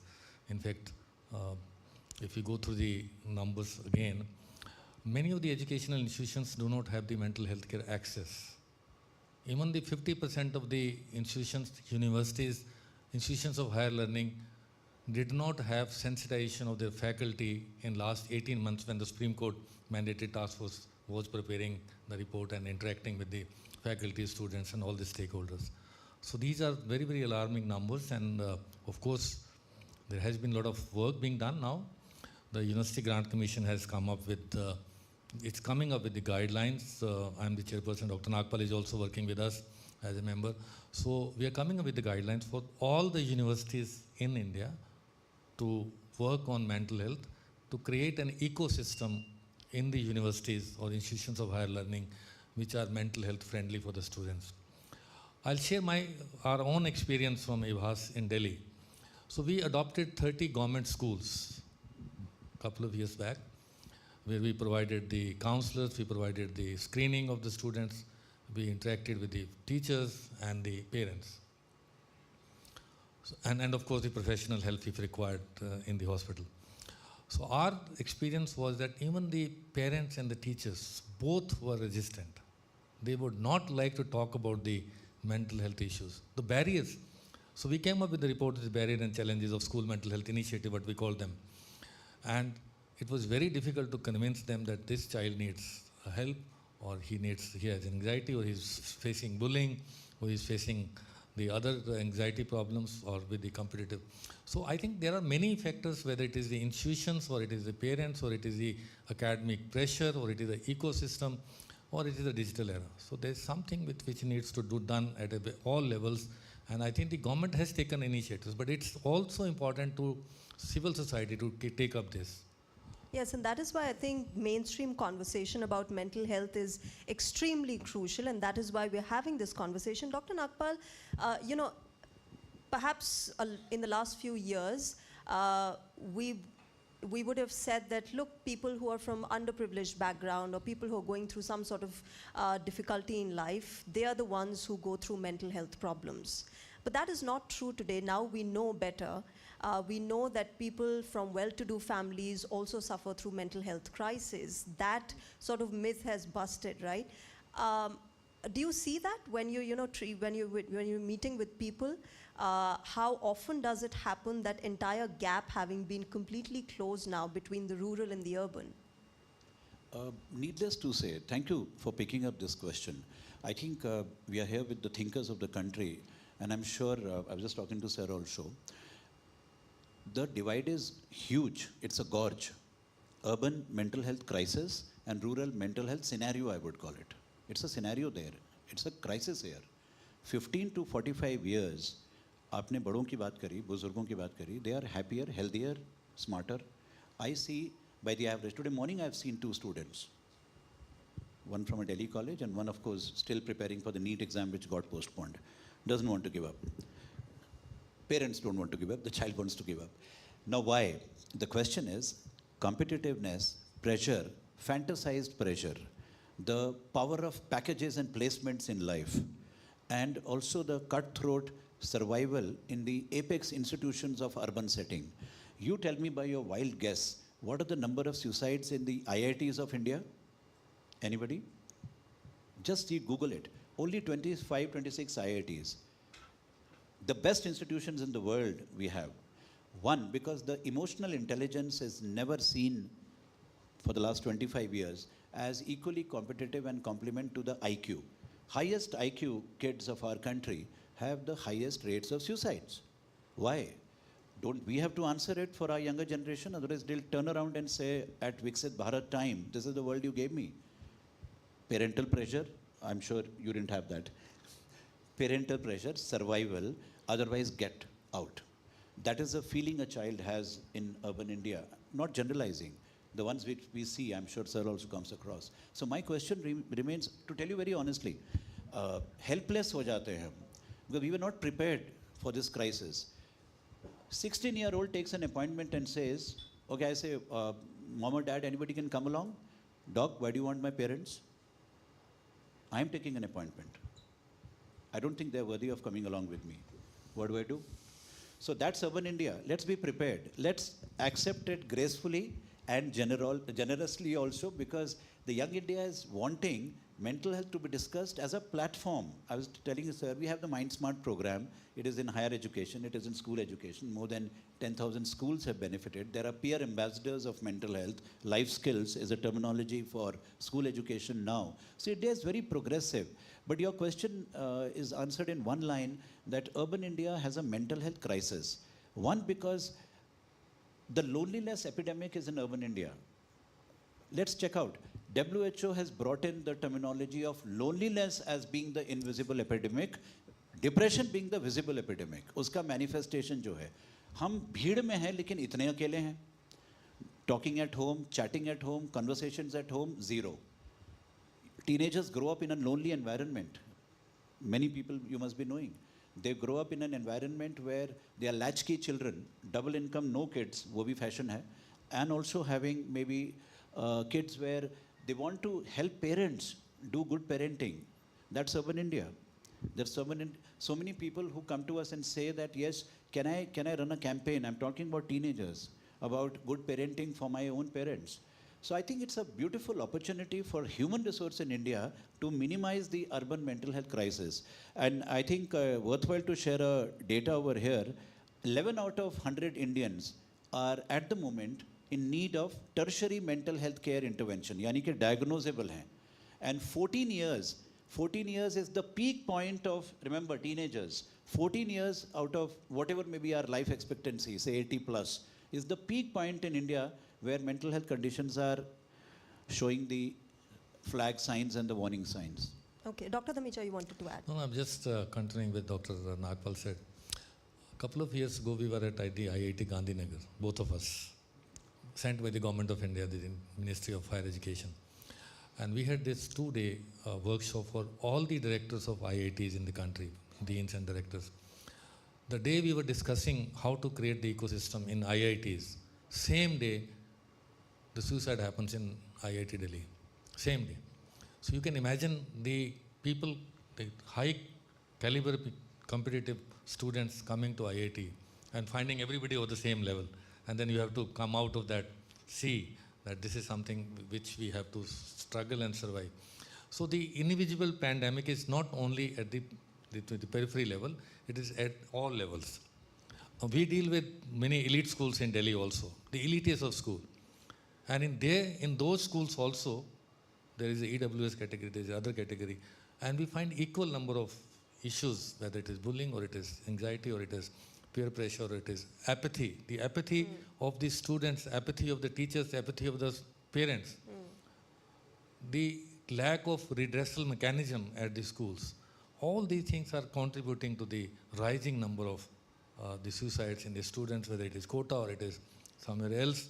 So we are struggling to come out of this, and I'm glad that the government is taking the steps, but at the same time, a conclave like this is very important to bring out that awareness, that campaigning, that this is something which we need to talk about. It's okay not to be okay. Yeah, absolutely. It's That is okay very not important be to okay. see. Yeah, and I think it's very crucial for all of us to believe in it. Before I take this conversation forward, we have a message from the Health Minister of Bhutan. Let's listen in. Remember, Bhutan has been topping the happiness index. We all can learn something GNP. from them. Let's quickly listen to that. Namaskar. I am delighted to join World is One, WION, and would like to extend my warm greetings to viewers across India and beyond. Today, I would like to share Bhutan's health sector journey, the progress we have made in improving the health of our people, and the invaluable contribution of Bhutan-India cooperation in advancing our shared goals of health, well-being, and sustainable development. Health has always been a national priority in Bhutan, guided by our visionary monarchs and enshrined in our constitution. Bhutan's healthcare system is founded on principle of universal access. Every citizen is entitled to free healthcare services, including both modern and traditional medicine. This strong foundation has enabled Bhutan to make significant progress over the years. We have achieved notable improvements in maternal and child health, maintained high immunization coverage, and successfully controlled many infectious diseases. Like many countries, however, Bhutan faces emerging health challenges. We are experiencing growing demand for specialized healthcare services, attrition of skilled health professionals, infrastructure gaps, and rising burden of non-communicable diseases. To address these challenges, Bhutan has embarked on important health sector reforms since 2023, focusing on strengthening governance, improving primary health care, promoting innovation, strengthening medical education. Our primary objective is to ensure that quality health care remains accessible, equitable, and sustainable for future generations. Throughout this journey, India has remained Bhutan's closest and most trusted.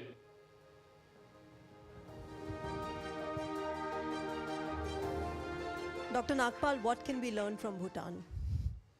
I'm so happy that Sir also mentioned about the non-communicable disorders.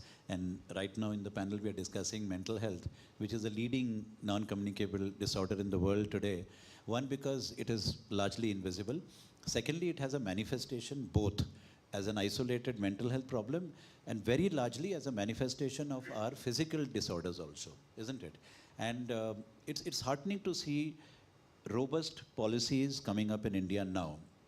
I'm very happy to see that partnerships are evolving in the education sector, social justice sector, and women and child development. The three ministries directly working with the health ministry. Education, Sir has already mentioned. India boasts about 16 lakh schools, little bit more than children in Switzerland, I believe. 5.2 lakh schools are only higher secondary, that means +2. Can you imagine the great human resource of young leaders to transform the perception about mind and mental health? And that is happening. The school mental health policy is likely to come in. University mental health policy, both of us are there in it. Iska matlab kya hai?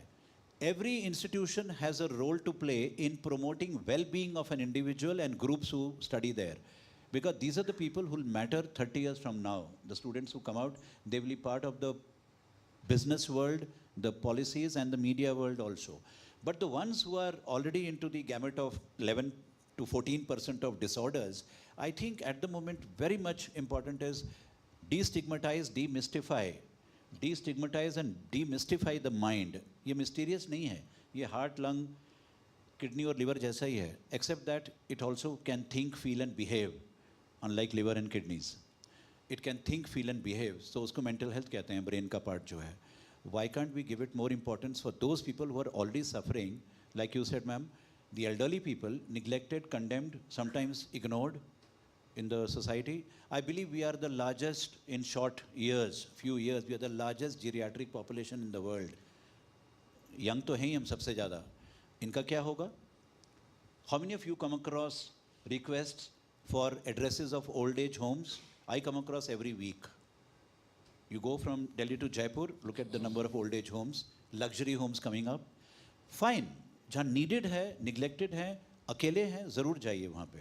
But I come across families, ma'am, who have got 10 members, mansions to live. They still want old age home for their parents and grandparents. Where are we as India? We are supposed to be the great Indian family system. So children are the change makers. I've come across youngsters telling me, no, I don't want grandpa to go to an old age home. I'll take care. Nanu, Dadu, मेरे साथ रहेंगे दोनों. कितना अच्छा लगता है. I thought they are the ones who will change the world. Let's give them the Rajduts, the ambassadors for tomorrow. So that's what the Mind Smart program does. So people who are already suffering, ensure that they reach out to help. Help available है, कम नहीं है. But hospitals कहाँ जाना, किसके साथ जाना, कौन लेके जाएगा? At times, family members need to have time to take somebody to a psychiatrist or a psychologist, no? They can go to a cardiologist, they can get a stenting done, they can get a liver transplant. But what about depression? कोई organ बचेगा नहीं ना अगर वो suicide कर ले तो. क्या फ़ायदा होगा? I'm only looking at those people who are already suffering.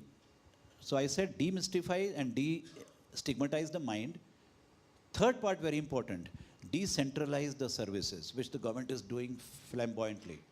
Primary health care is coming up in a big way, and we are very happy that the general duty medical officers, the MBBS curriculum today, the Anganwadi workers, the ASHA workers who reach out for immunization in the villages, they have modules on mental health now, isn't it, sir? Yeah.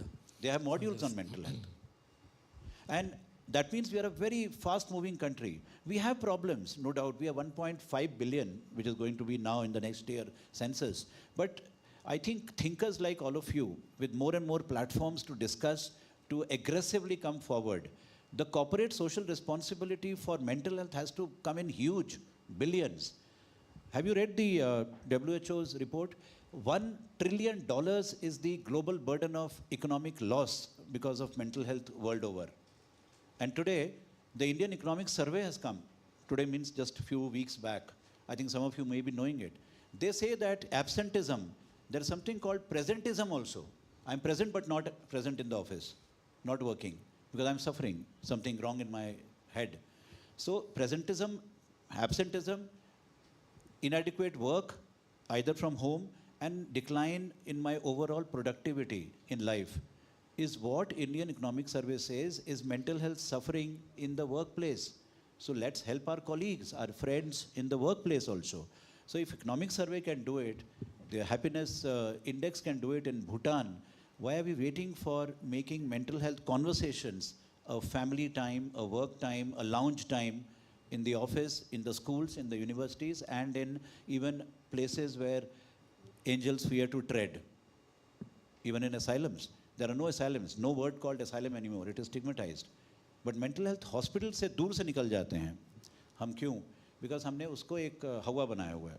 So I think these are the cultures we need to develop. The government is doing it. I'm sure Sir has more to add to the culture of accepting mind as a societal phenomenon, not as a boardroom phenomenon or in the hospitals. Dr. Dhamija? No, you are absolutely right. In a hospital like ours, लोग आधा kilometre दूर गाड़ी खड़ी करके आते हैं कि कोई देख तो नहीं लेगा कि एक मेंटल हॉस्पिटल में क्यों जा रहे हैं. So the hospital which used to be called as Mental Hospital Chadra is now Institute of Human Behavior and Allied Sciences by the Supreme Court order that you will remove the mental health word from this. So I think these kind of initiatives are very important for destigmatization and something like this. But I'll tell you something more about what Dr. Nagpal was alluding to. So India has now more than 180,000 Ayushman Arogya Mandirs. And we have developed modules called MNS, Mental Health, Neurological and Substance Abuse. Every CHO, community health officer, or the people who work at the Ayushman Arogya Mandirs, CHCs or PHCs, two different kinds of AAMs are there. So they are now trained to pick up red flags if somebody has at risk of developing severe mental disorder or neurological disorder or substance use. So now the bottoms-up approach is coming up that we are fishing at the bottom, at the Ayushman Arogya Mandirs, where the patients can be referred to the appropriate level, whether it is district hospital or it is in the tertiary care centers. Now coming to the what has been done, is we all talk about there's a problem, there's a problem, there's a problem. But we are also doing a lot of things on this aspect. If you see the recent budget, I wrote in Hindustan Times, the opinion editorial, this is the first time in the history that the budget has so much of emphasis on mental health. The budget paragraph 87 and 89 and 90 clearly states that we need to have a NIMHANS 2 in the northern India. So NIMHANS is in Bangalore, is a big mental health brand, which recently got WHO award also. So north of India, we don't have any such tertiary care, the world leader in the mental health. So we are going to have the NIMHANS 2 in the northern India, hopefully in Delhi or somewhere nearby. So that is the first time the union budget has come up with these things. Not only this, they are upgrading the central mental health institutions in Ranchi and Tezpur. India has around 45, 46 mental hospitals also, including Amritsar, Agra, Gwalior, Bareilly, all these things. So they are being upgraded. They are also increasing the budget for the manpower development, for creating center of excellence in different medical colleges and hospitals. They are also investing in the district hospitals. The Niti Aayog has come up with the National Task Force on Brain Health, which I am the chairperson. And we have started in 12 districts of India, 2 in north, 2 in south, 2 in east, and 2 in west, and 2 in central part of the country, where we have district brain health centers, including the mental health, which is being manned by psychiatrists or a neurologist. So this is a pilot project which the Niti Aayog has given 1 crore from the government of India to each center. So if this pilot becomes successful, this will be rolled out in 760 districts of the country, which will be huge step to create mental health ecosystem and the services which would be accessible, available, affordable, and adaptable to society. You know, we've got a message from the Honorable President of Guyana. We'll play that out, but before that, I want to ask both of you how much of this impacts. Dr. Nagpal, you said that, you know, there's a fashion of having double income and no children, and, you know, there's loneliness, and people want to, they're aspiring higher and higher for themselves professionally. And India is an aspiring country. It's an aspiring economy. We've had a history of colonialism. We got our freedom, and now people want their standard of living to increase. In that scenario, how do you then, you know, tell them that, look, aspiration is one thing, but you have to balance out your mental health as well. Because, you know, there will be people who say that, look, we want to enjoy what we earn. We don't want to be limited to responsibilities of life. What a philosophical question, actually. Wonderful. The time to decode, I think, I'm sure some of the learned audience will have answers to this. Only yesterday, we were at an online meeting with some school principals, and children are asking these questions, jo aap pooch rahe hain. Can you tell me the difference between happiness and success? Can you tell me what is materialistic success and what is emotional success? That means the doubts are coming to young ones also. It's not about you and me and all of us here. Aspirations will remain, but aspirations for what?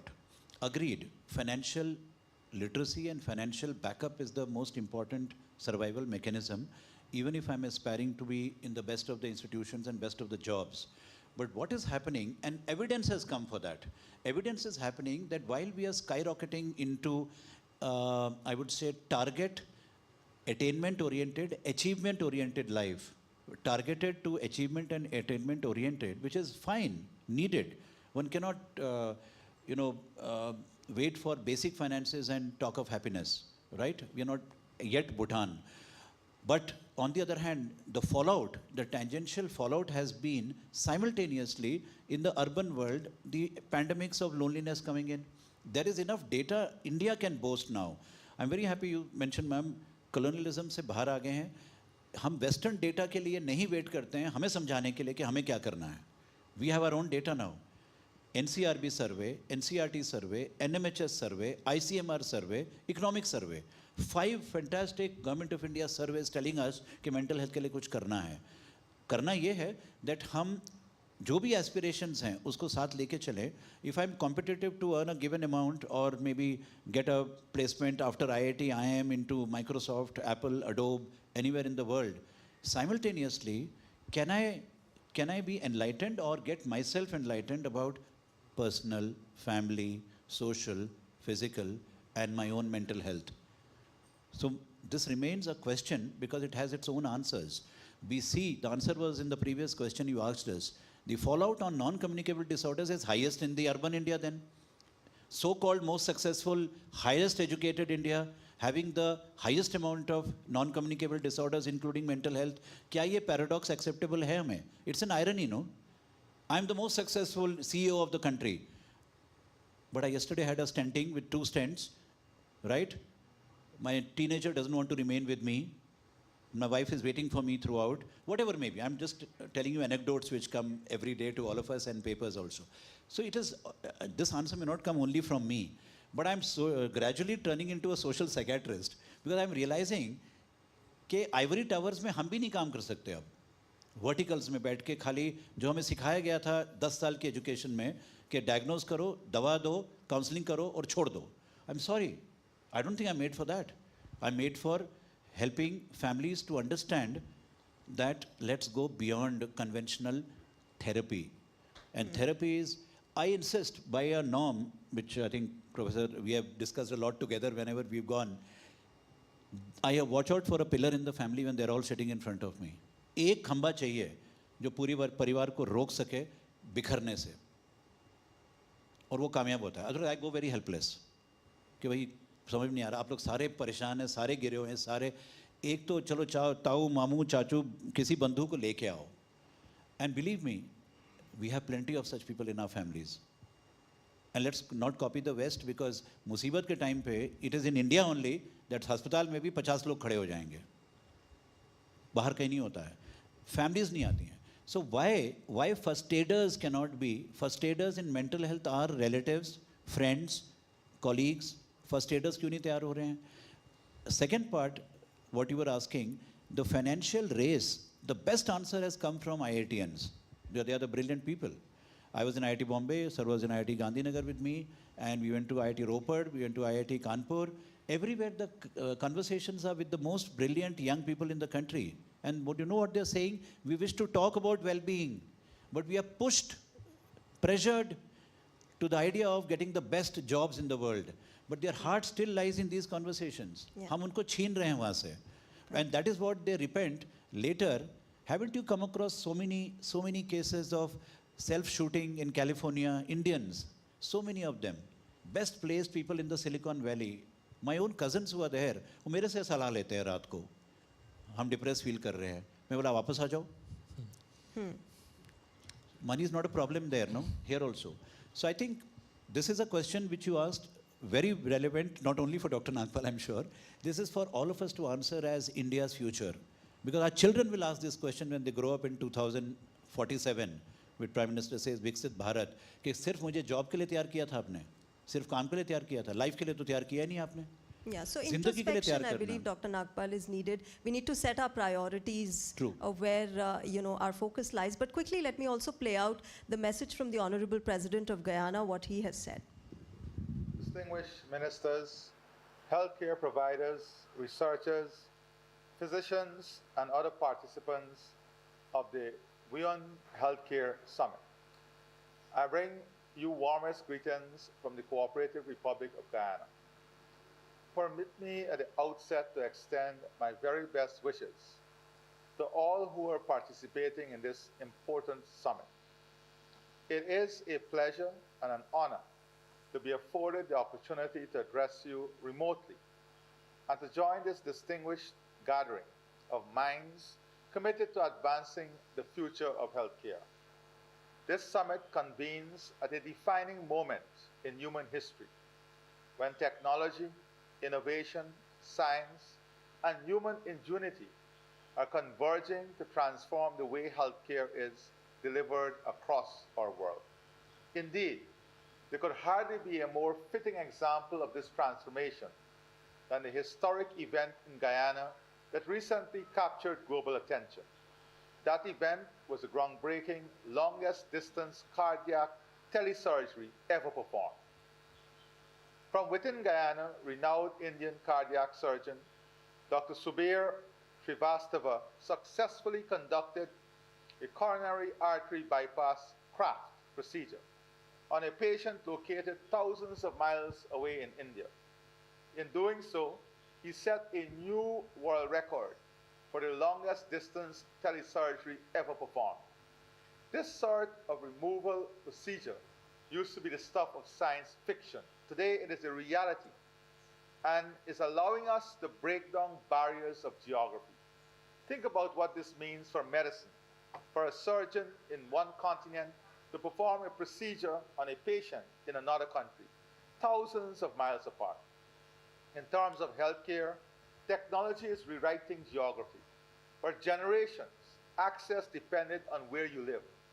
Today, access increasingly depends on what we are willing to imagine and build together. That remarkable surgery was not simply a technological achievement.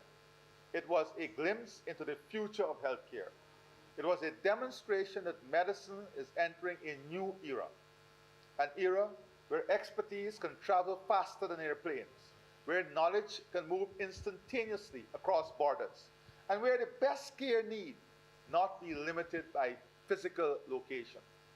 It also points directly to the direction in which healthcare in Guyana is proceeding. Guyana is undergoing the most ambitious healthcare transformation in our history, and I dare say, in the history of the English-speaking Caribbean, working in partnership with countries across the world, including India, and collaborating with world-class healthcare providers and institutions. Well, thank you to the Honorable President. And with that, I'm going to wrap this very intriguing session up. But before we go, we're all very religious, very spiritual in this country. Closing remarks, and very briefly, does that help in, stabilizing and balancing our mental health? A little spiritual inclination, the belief in God and such rituals, perhaps, in our daily lives. So before I answer that, I just want to sensitize this is international platform, the WION, and having this kind of a health summit is very important. So what the new concept is a brain economy. The brain economy, brain skill and brain capital. That means if your population is mental healthy or brain healthy, your GDP will increase exponentially. So $1 invested in brain health has a return of $11 in the productivity in the GDP. So this is something which is now happening global, at the global level. I was at the United Nations General Assembly in September last year and UNESCO recently, where everybody is talking about the brain health, brain economy, brain skill. Even McKinsey has now Brain and Mind Institute of their own. So that is something that is happening in the future. In the next 10 years, we will all be working towards making our population brain healthy and mental health healthy. Now coming back to your question about spirituality and the religion, of course the meditation, calm downs, everything helps in making you more healthy in terms of your brain capacity and brain chemicals. With even exercise, now walking is a new medicine, sitting is new smoking. So that is something which we need to be careful, and everything in moderation is helpful. Okay. Excessiveness of religious, I'm sure the psychiatrist friends will tell you, that is also a problem. But certainly, yes, to calm down, your pranayam, your meditation, your yoga, and your faith, which is very, very helpful. Dr. Nagpal, closing remarks, very briefly, please. Yeah, I think very pertinent question, because one that we'll all agree that there is a very subtle blurred line between being religious and being spiritual, and we all know that already. Being spiritual is part of being a balance, being into a workable balance in daily life, so that I can be aware and responsible for physical, mental, and social aspect of my health. Is that okay? A balance. Religious, well, up to each one's own ability and need, we can have a faith in a power. It could be God, it could be any other power. And I think that serves as a great anchor for a sense of direction in life and a sense of confidence in life. Why not? Whatever I believe in it, whoever is my faith, it could be, India has many gods, we can believe in those. Third part, very importantly, when we look at revision of the whole idea about mental health, do you know that after pandemic, the definition was revised, and today mental health has 4 components. It's not about at all absence of any symptoms. I'm not healthy mentally if I am having no symptoms. I'm mentally healthy only if I'm able to deal with daily challenges of life, nominal daily challenges, बच्चों से लेके बड़ों तक. Second part, am I able to contribute productively and effectively to the environment? We didn't know that. That's mental health. In between, there's another one, which of course, am I able to live to the best of my abilities on a daily basis, whether at school, university, or workplace? So 3 parts constitute WHO's revised definition of health, which takes a ecosystem approach, which includes our spirituality also. I'll just conclude by saying that in India, health is not a right, but mental health is a right. So we have a Mental Health Care Act 2017, which guarantees that you have an access to the mental health. So mental health is a right. Oh, this is fantastic. Yes, I think a lot of us didn't know that. Yes. So thank you for that. I'll wrap it up here. Ladies and gentlemen, can we have a huge round of applause for Dr. Dhamija and Dr. Nagpal, who've been candid. They've been very, honest with us as far as mental health is concerned. Thank you very much, Diksha. Well, thank you so much, Dr. Dhamija and Dr. Nagpal, for that thought-provoking conversation. May I please request Shreya to bestow our guests with a small token of our appreciation.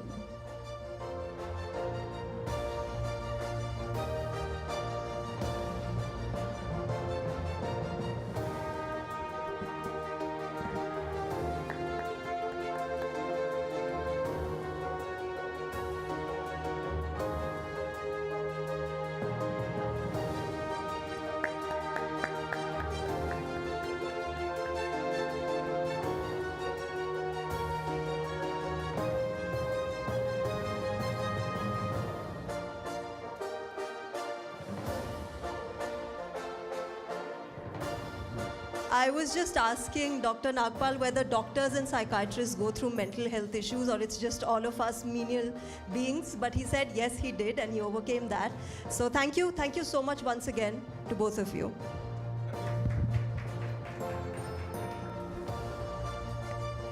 And on that note, ladies and gentlemen, it's time for a short break. On the other side, we have 2 fantastic sessions lined up.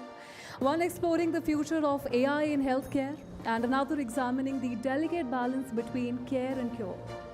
We will also be honored to welcome our chief guest for the day, Dr. Jitendra Singh, Union Minister of State, Independent Charge for Science and Technology and Earth Sciences, who will be joining us for a special address at 1:45 p.m. sharp. Lunch is served at Mansingh Hall number 3. Please enjoy, recharge and join us back here at 1:45. Thank you.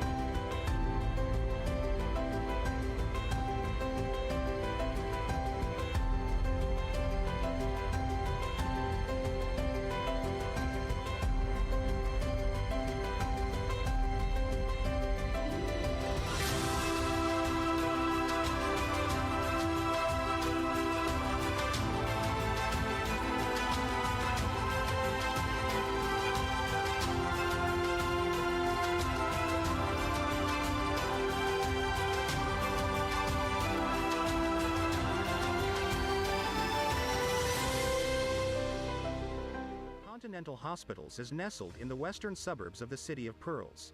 Hyderabad is the destination for the world's biggest and brightest IT conglomerates, and Continental Hospitals is one of India's premier healthcare facilities, with state-of-the-art infrastructure, the finest of clinicians and surgeons, and a quest for redefining patient-centric care.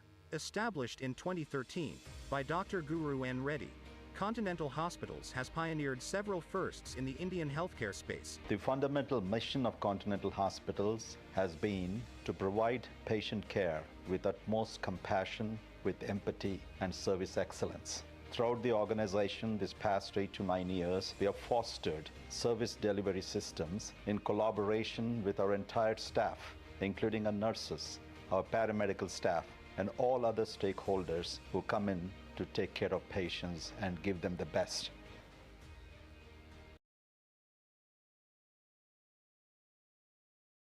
Surely, I can tell that a doctor with machine intelligence can WHO Standard Patient Safety Hospital, NABH and NBL accreditations amongst several others. Over 1.4 million square feet of built-up area, 18 floors, 800 beds and 16 modular operation theaters, Continental Hospitals brings together over 50 specialties and 7 centers of excellence. With advanced logistical, clinical, and trauma care facilities for any kind of medical emergencies, including stroke, vehicle accidents, falls, burns, or any other medical emergency, Continental is your preferred destination for 24/7 emergency healthcare.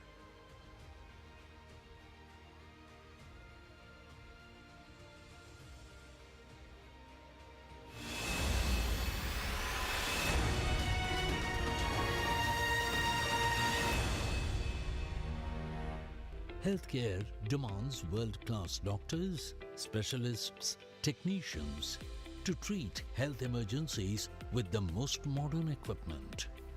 Oximeter